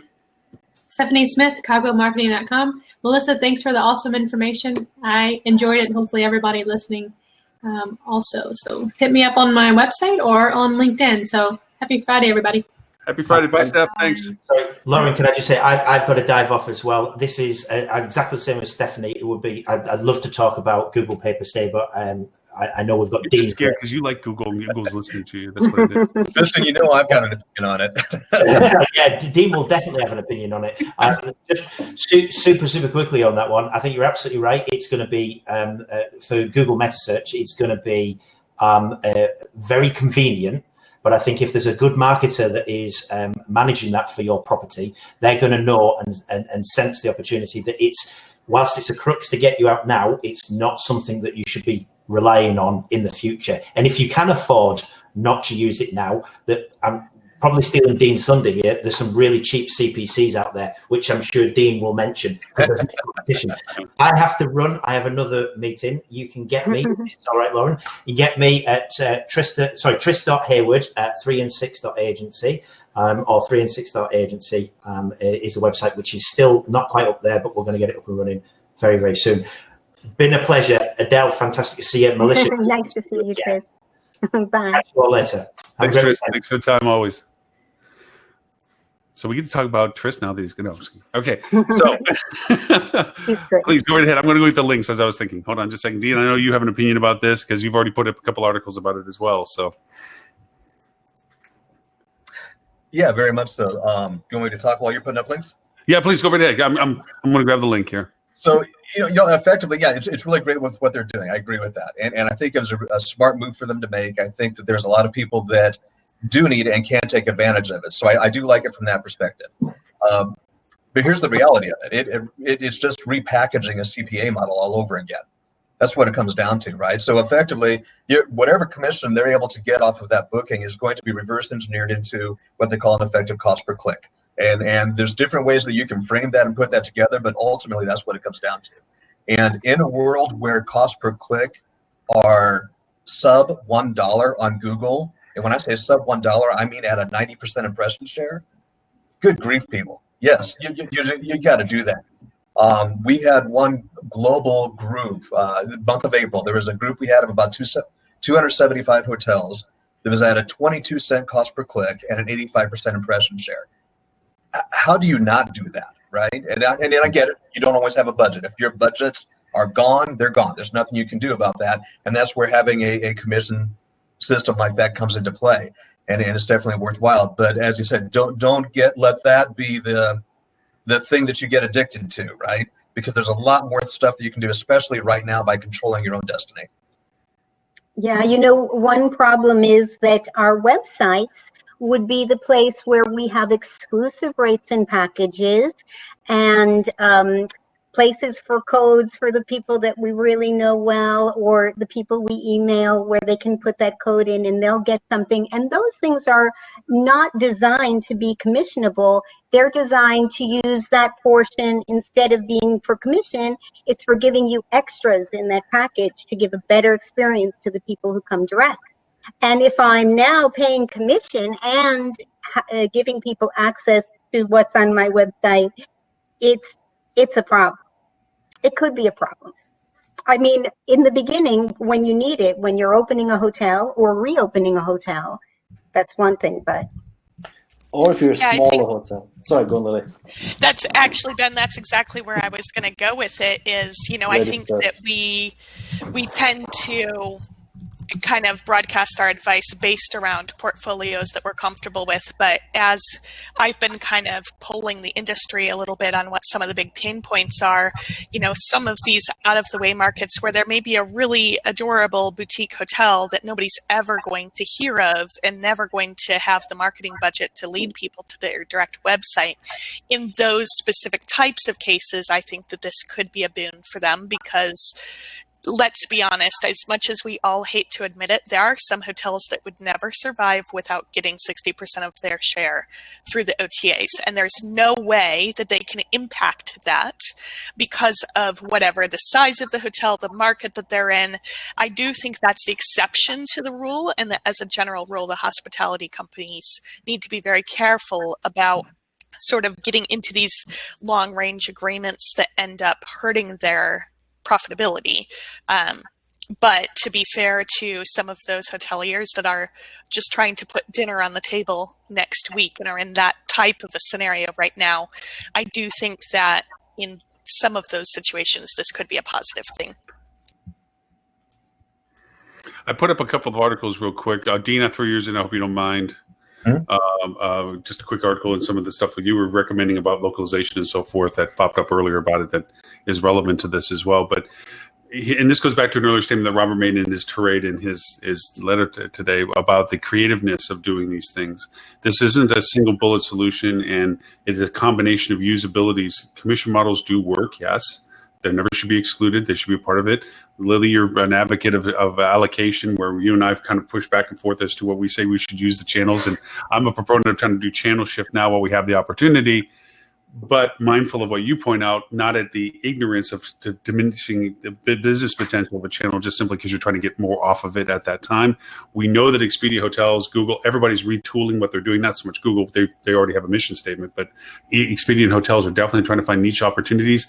I am concerned with what is going to happen to brands, because brands went dark when all this happened, and now they're coming out of it only preaching about themselves. They're not doing anything for the individual hotels, which goes, Lily, to your statement that small hotels are sitting there going, I gotta have some revenue streams here. And then all of a sudden now the cities are shutting down at 8 p.m.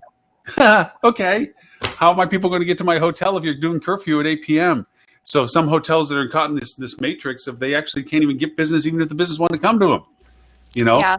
And the restaurants around them can't even open. They have to close. So what's the point of the travel experience going through there? And now, again, going to the safety issue that, Melissa, you pointed out so many times with the previous survey, what's my safety issue if I have to drive through a zone that has a curfew? And if I may or may not know about it, or how far around it do I have to go, whatever city it is, to know whether or not I just might be the wrong place at the wrong time with the wrong scenario. Why even do that? So now all of a sudden the 200 to 350 mile drive radius goes to 150. Tethered driving. I can go home if I have to. If I'm driving down the road and I find out on the radio or something that something's going on, they shut down a major artery highway to do something, I got to drive back home. I'm not going to go that far. So, it's been kind of funny this past week as I talk to people. It's like, yeah, we're just waiting for the meteor. Because it's a joke. At this point, it almost is like they had locusts in Africa already. They've already got the volcano thing talking about whether or not Yosemite's going to blow up. And now you got the fact that we got riots going on and, wildfires in Australia. Don't forget. There's a really nice tropical storm in the Gulf of Mexico right now. And might I say, they already said there's aliens. So we've kind of covered the base. I think, Lauren, though, that what you said, and luckily I was able to at least listen into earlier parts of the show a bit, but I heard you guys discussing on the fuel study that sometimes people aren't ready to travel because they're not certain what to expect when they arrive at the hotel in terms of amenities. And I think what you're talking about, Lauren, is the same thing. If you distill all of that down, it's just the uncertainty across the board. The squirrels are attacking you, Adel. The squirrels are outside.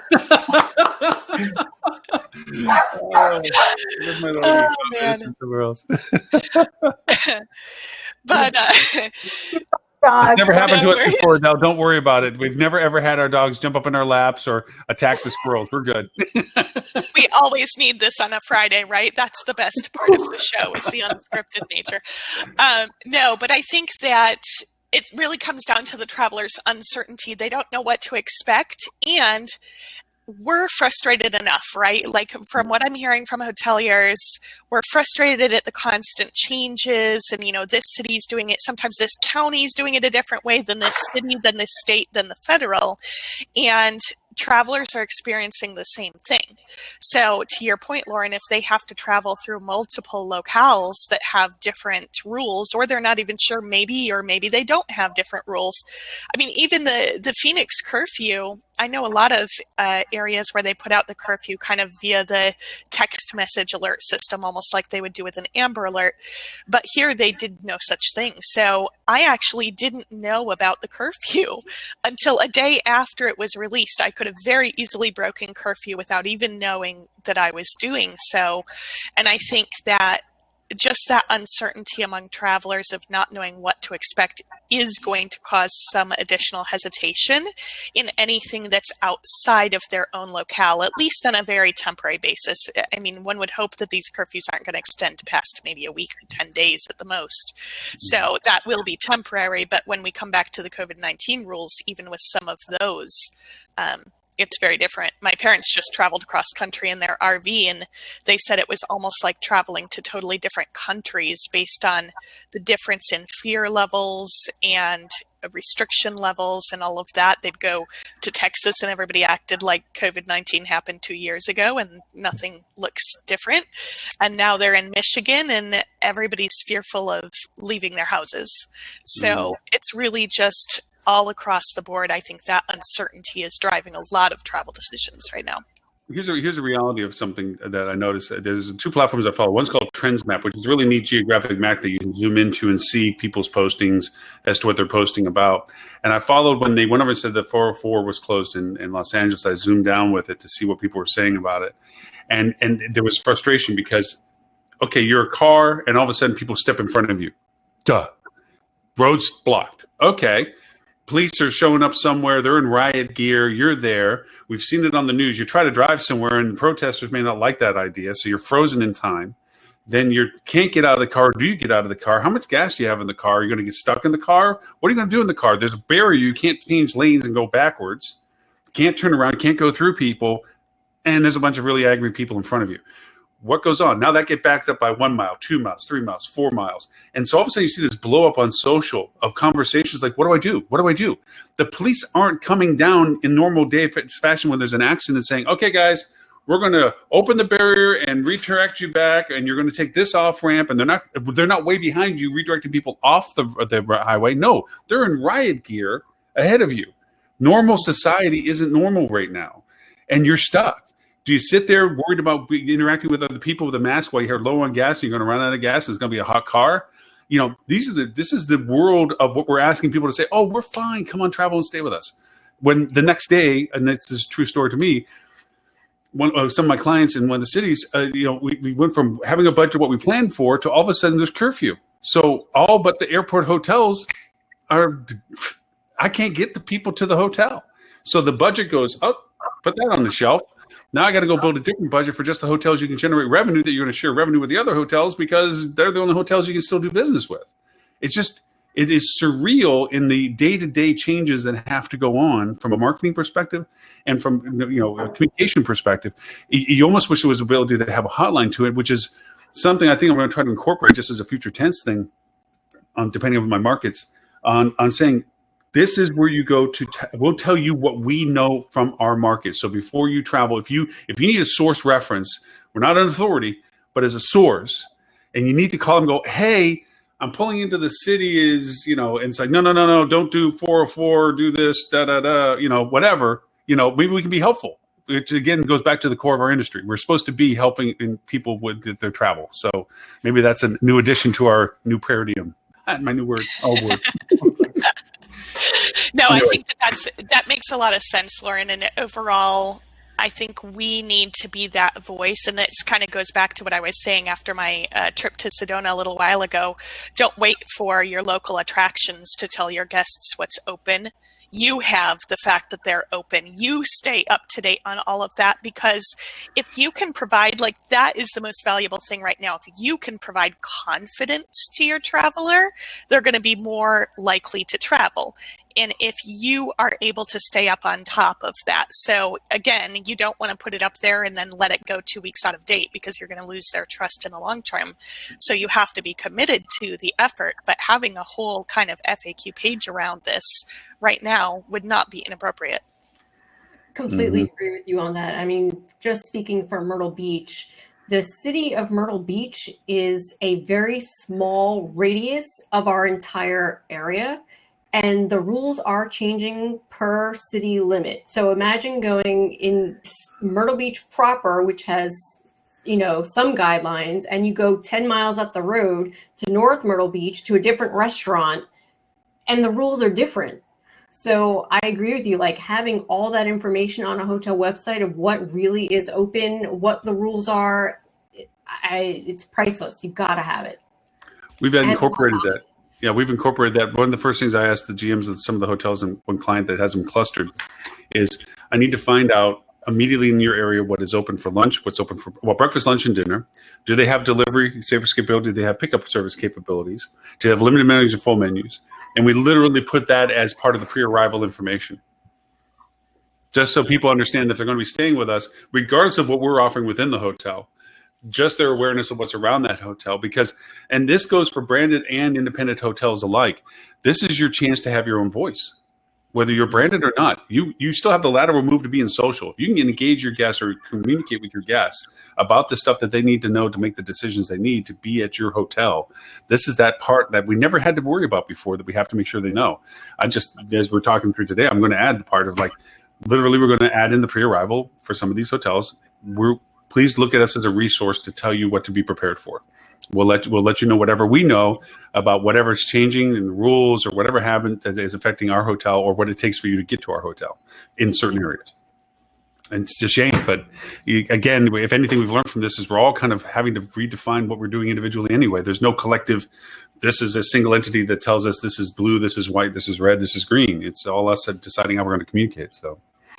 And it's evolving. You can't even go on your website and say, book our hotel for the future, and this is what's going to happen, because we really don't know what's going to happen. We don't even know how to describe what the experience inside the hotel is going to be, because we're, it's up to so many different factors.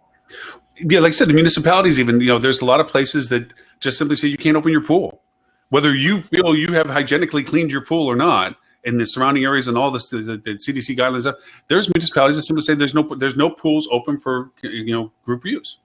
There's places like that, and it's the number one thing people ask about.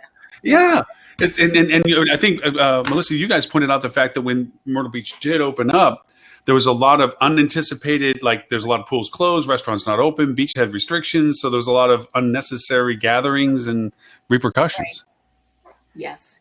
And unfortunately, right or wrong, consumers, when they don't know what's going on and they get to your property and they can't do all these things, that reflects negatively on their whole trip. And they're not going to come back, maybe. And on your they might write a bad review.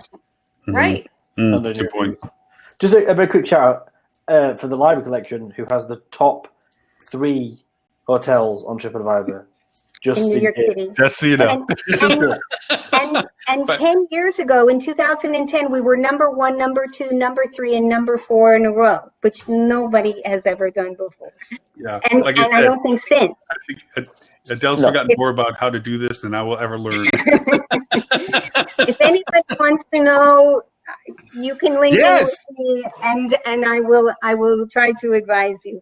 But look, yep. One by thing far. I really said is, what's a hotel to do if you're not a big brand and, you don't have a lot of advertising dollars? Well, maybe you have to go, you need the support of the OTAs in order to bring you the billboard effect. But the truth is that the way you run the hotel and the reputation you build brick by brick, customer by customer, we have a technique or a system that we use to make the hotels stay on top like that.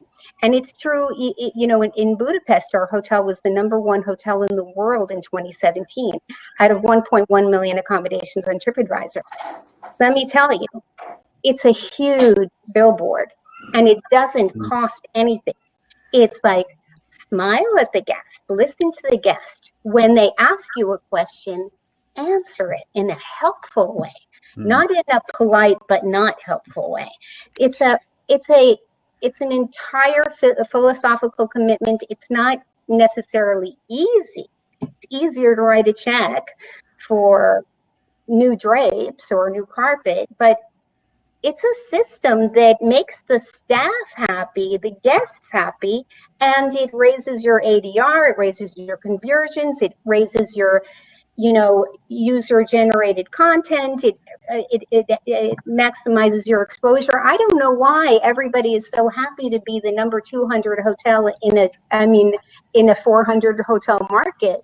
I don't know why people are so not rushing to see how to get to the top, but you should be. And this now, in a time when trust is suddenly such an important component of where the choice of hotel selection is going to go to. Now is the time to press that reset and say, I'm going to start talking about kindness and compassion every day. I'm going to start talking about communication. And if you're not doing it already, Adele, you probably are, but if you're not doing it already, mine that user data. So anytime somebody's writing reviews about your hotel where they talk about how clean your hotel is, good grief. You want to take that, post it on your website, reuse it, mine the daylights out of that stuff, and utilize it. Mm-hmm. Absolutely. Yeah. And if you don't have to, if Ed was here, possible, go find some. If Ed was here, he'd be talking about Flip 2. We know that. I was actually just thinking that Flip 2 would provide a pretty good solution for this. So, but it goes back. We all have our stories. My most successful, not even close to Adel's, is a simple bar that I used to own. We had peanut shells on the dirt floor, and I kid you not, dirt floor. The beer was mostly cold. Food was okay, but we were packed. And everybody that built a restaurant around us could never get our people that came to us. And the reason why is because the people were they loved coming to see the people that worked there. The beer was fine enough, the food was fine enough, but the fun was even better. So that's why everyone turns up on a Friday, Lauren, for this. Yeah. So dirt floors, peanuts. I'm with it. We're good. I think I just put the analogy to our show. Yeah, I think you're good. It just goes to prove it. You don't have to be the fanciest hotel. You don't have to be the most opulent. Any business can be number one on TripAdvisor if they make their customers at that level feel great about being there. Yeah, it's the culture. Adel, do you have any data about the percentage of reviews that mention a staff member's name? Because no, you know what? We're very careful that in our hotels we do not do anything to incentivize mentioning a staff member. To me, that's it can have a double-edged razor on that, because then that person, can you be sure that you put my name, and people don't like that. You should celebrate anytime, the housekeeping department is mentioned. Yay, housekeeping. As a team, it's a team thing. We don't let it become a personal thing. So we don't monitor it that much, but not that many. They're just saying the people are great. They're not necessarily saying this one person is great. You know why? Because they met 10 people that were great. So, Adele, you ever going to go out into the open world and start sharing your magical system? Yeah, I'm thinking about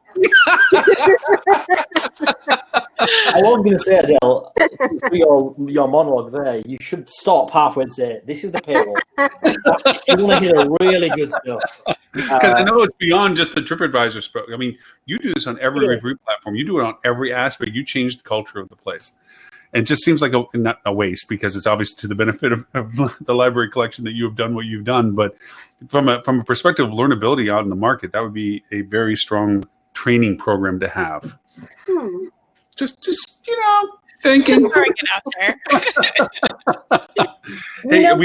Even if TripAdvisor didn't exist, it would still be the right thing to do, because long before TripAdvisor ever existed, everyone said word of mouth is your best advertising. A satisfied guest is your best advertising. And why would you want to be average when you can, have people thanking you all day for making them feel so welcome? Well, considering the timing of it all, too, we've definitely learned of the polarization of our industry, of those that did it as an asset versus those that did it as an industry of love. And companies that treated people poorly, I'm trying to think they're going to come back with trained staff, are going to be in for a sore surprise no matter how high the unemployment rate is. They might get the mediocre people back, but the really good people are going to go to the places that are going to treat them like really good people. So there's a lot of that, and the fact that, you said that right now trust is more important than anything else. So getting that trust into your organization culture now, as you rebuild your organization, literally rebuild the organization, is probably one of the most time-sensitive things that can be introduced into the culture. So just saying, be good for the whole world to know how to do it. Anyways. We are close to the 2-hour mark, and again, as always, time flies when you're having fun. Lauren, sorry, before we start to wrap up, can I just clearly ask, Melissa, have you got through all the data? Oh, yes. Did you manage to get through everything? Because we got through all the critical things. That's a no. Okay, right, okay. We didn't. Lauren, stick another hour on the clock. All right. We're here until we're done, Melissa. There's no... Was there anything that we missed that you wanted to say? Because, I mean, other than the stupidity of the Key West TDC, which is baffling because they're usually incredibly good at what they do. But that was a definite faux pas of don't take an aspirational term of such magnitude that meant so much more than what you'd made it to be and put it as an advertising slogan. I have a dream is not meant for you whether you're coming down to the Keys to jump in the water. Sorry. Ain't going to be used for that. Nope. So that's the boop. That's the wet row, by the way, for everyone. I don't even want to throw the link up because it's embarrassing because I used to be a part of the TDC program down there. When I ran 5 hotels, I was part of running the DAC up in Key Largo, and they're much better than this. That was a step in the poop, if anything I've ever seen. That's just nobody did a checks and balance on. You just don't take aspirational terms like that and throw them around. It's like saying I've seen the promised land and you're looking at a picture of your hotel. Just that's something to do. It's no. Anyways, Melissa, was there anything we missed? We got it covered. Ben, you're okay with this? Do you feel like that nobody's going to give us flack for this now? I feel like we're going to get flack. If I'm well, yeah, we're probably going because you know what they listen anyway. So it's Lily, always we needed Lily half an hour earlier. Lily, you let down on the organization bringing us back. My 5-second rundown on the hot topics. Yes, I think that I'd feel more comfortable with the cleanliness standards in a hotel than an Airbnb because I don't know that person or what they do for cleanliness. And number 2, I disagree with Lauren on the return to the golden age. I think it's definitely going to happen. I think it's just a little maybe early to be talking about that because in terms of like a golden age, we're probably looking another 5 to 6 years out. So I think that I agree with the golden age return because let's be honest, it happens with every economic cycle. We always have things really good and then we're like, oh no, there was a downturn and now we're not spoiled anymore for a little while. And then eventually we'll return to being spoiled at some point and it will cycle again after that. So it's just a matter of time. You know, it used to be that Ed was the only one that ever disagreed with me. I know we've disagreed quite often recently, Lauren. I'm not sure for what's some happening. reason we used to be like this. Now we're kind of like, you know, I know. I still love you. It's okay. You know, if we didn't disagree, this isn't half as much fun. I mean, if we're all going, oh yeah, whatever they said plus 1, you know. No. And you know what I always say too, like you put 10 super smart people, usually I say revenue managers, in the same room and give them the same problem, you're going to get 10 super smart solutions, but they're not going to be the same. That's true. That is very true. But with that, Dean, it has been a pleasure to have you pop in with us late on the thank you as always for the pleasure to come into it. For people not familiar with Dean, I did throw one of his articles in. I think it's the last post actually that's over on the side of the chat. It will also be in the show notes. It was a great little pop-up on conversation. Dean, you always have a great insight, especially when it comes to meta search and its usability. If people want to know more about you and what it is that you do, where can they find you, sir? Fastest way is probably on LinkedIn, actually. Just LinkedIn/in/Dean Schmit. There I am. Excellent. And golly, Adel, this is the first chance we've had you on the show. I hope it's not the last. No, not at all. I would love to be here again. Thanks for letting me join in. I'm glad you got past the technical detail. This platform has a bit of a quirk that sometimes if the screen is full screen or partial, that when you go to click in after registering, it gives you this blank screen until you change the size. I've sent them a couple of ticket requests on it, and I've never gotten an answer as to why that pops up that way. But thank you for getting past that. If they want to know about what you're doing now and currently, and potentially what you're doing in the future, where could they? where could they find you? LinkedIn with me, Adel Gutmine Milne on LinkedIn, or email me at adelshotels@gmail.com. Excellent. Mr. Ben, you're still in the throes of the evil plan to take over the universe with 3 and 6. Yeah. Are you Pinky or the Brain? I think you're the Brain out of Pinky and the Brain, right? I've been called a lot worse. What do you do today, Brain? You know same thing we do every night, Pinky. Try to take over hospitality digital marketing.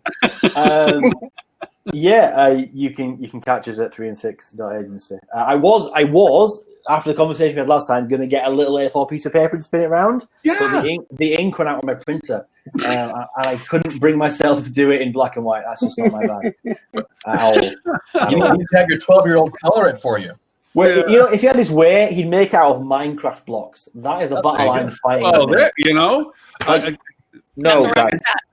I woke up at 5 to 7 this morning with the 5-year-old's face this close to me, asking if it was time to play Minecraft. First of all, this feels like a home invasion. Oh, it's James. Right, what? No, you can't play. What? No.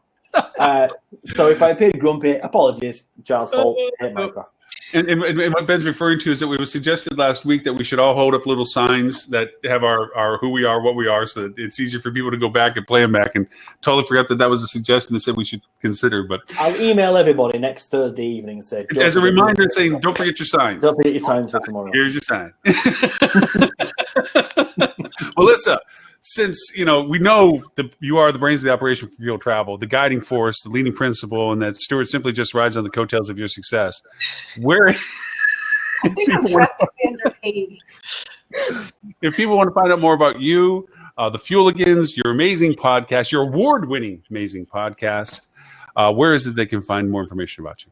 You can find everything you need to know about Fuel at fueltravel.com, where you can find the podcast, you can find the latest sentiment studies and all the rounds of the sentiment studies on the blog, and also the mobile app. You can find out information about that too. Shameless plug. Yeah. There it is. All right. With that in mind, we are past the bottom of the hour. For all of the previous 251 and this show, 252, you can go to hospitalitydigitalmarketing.com/live.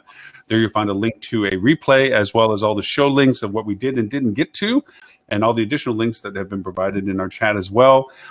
We also, Lily, forgot to mention your podcast, which is the Revenue Management Podcast, which you just sent me the new version 8 of, which I'll be loading up today. Minus the issue we had last week, which never seemed to load up the day I loaded it up, but we'll get that figured out. I also have a podcast, which is a recap of this show, much shorter than this show, in which we go over tools, techniques, and a recap and a news item that I thought was worthy of a further discussion. And that is the Hospitality Marketing Podcast, different than the This Week in Hospitality Marketing Live. So with that, we will see everyone. We do have a potential guest speaker next week and the week after. Maybe the week after that. It seems that we're getting quite popular again. So we'll be back to some stuff. And I know Ben and Tristan have some evil plans to bring in some guest hosts as well. We'll see how that goes. Oh, yeah. Yeah. If anybody wants to help us through the screening vetting process, let us know. In descending orders of chaos, if I'm quite honest. Like, there'll be really like, oh, yeah, highbrow discussions, and then there'll be just possibly drunk English people. Okay, well, I'm looking forward to when we get to the bottom of the barrel on that one then. Me too, buddy. So thank you everyone for your time, and for those on all the ones that contributed to the chats and all the other platforms that we were on. We'll hopefully see everyone 11:30 Eastern next Friday. Till then, thanks everybody. Bye-bye. Bye. Bye.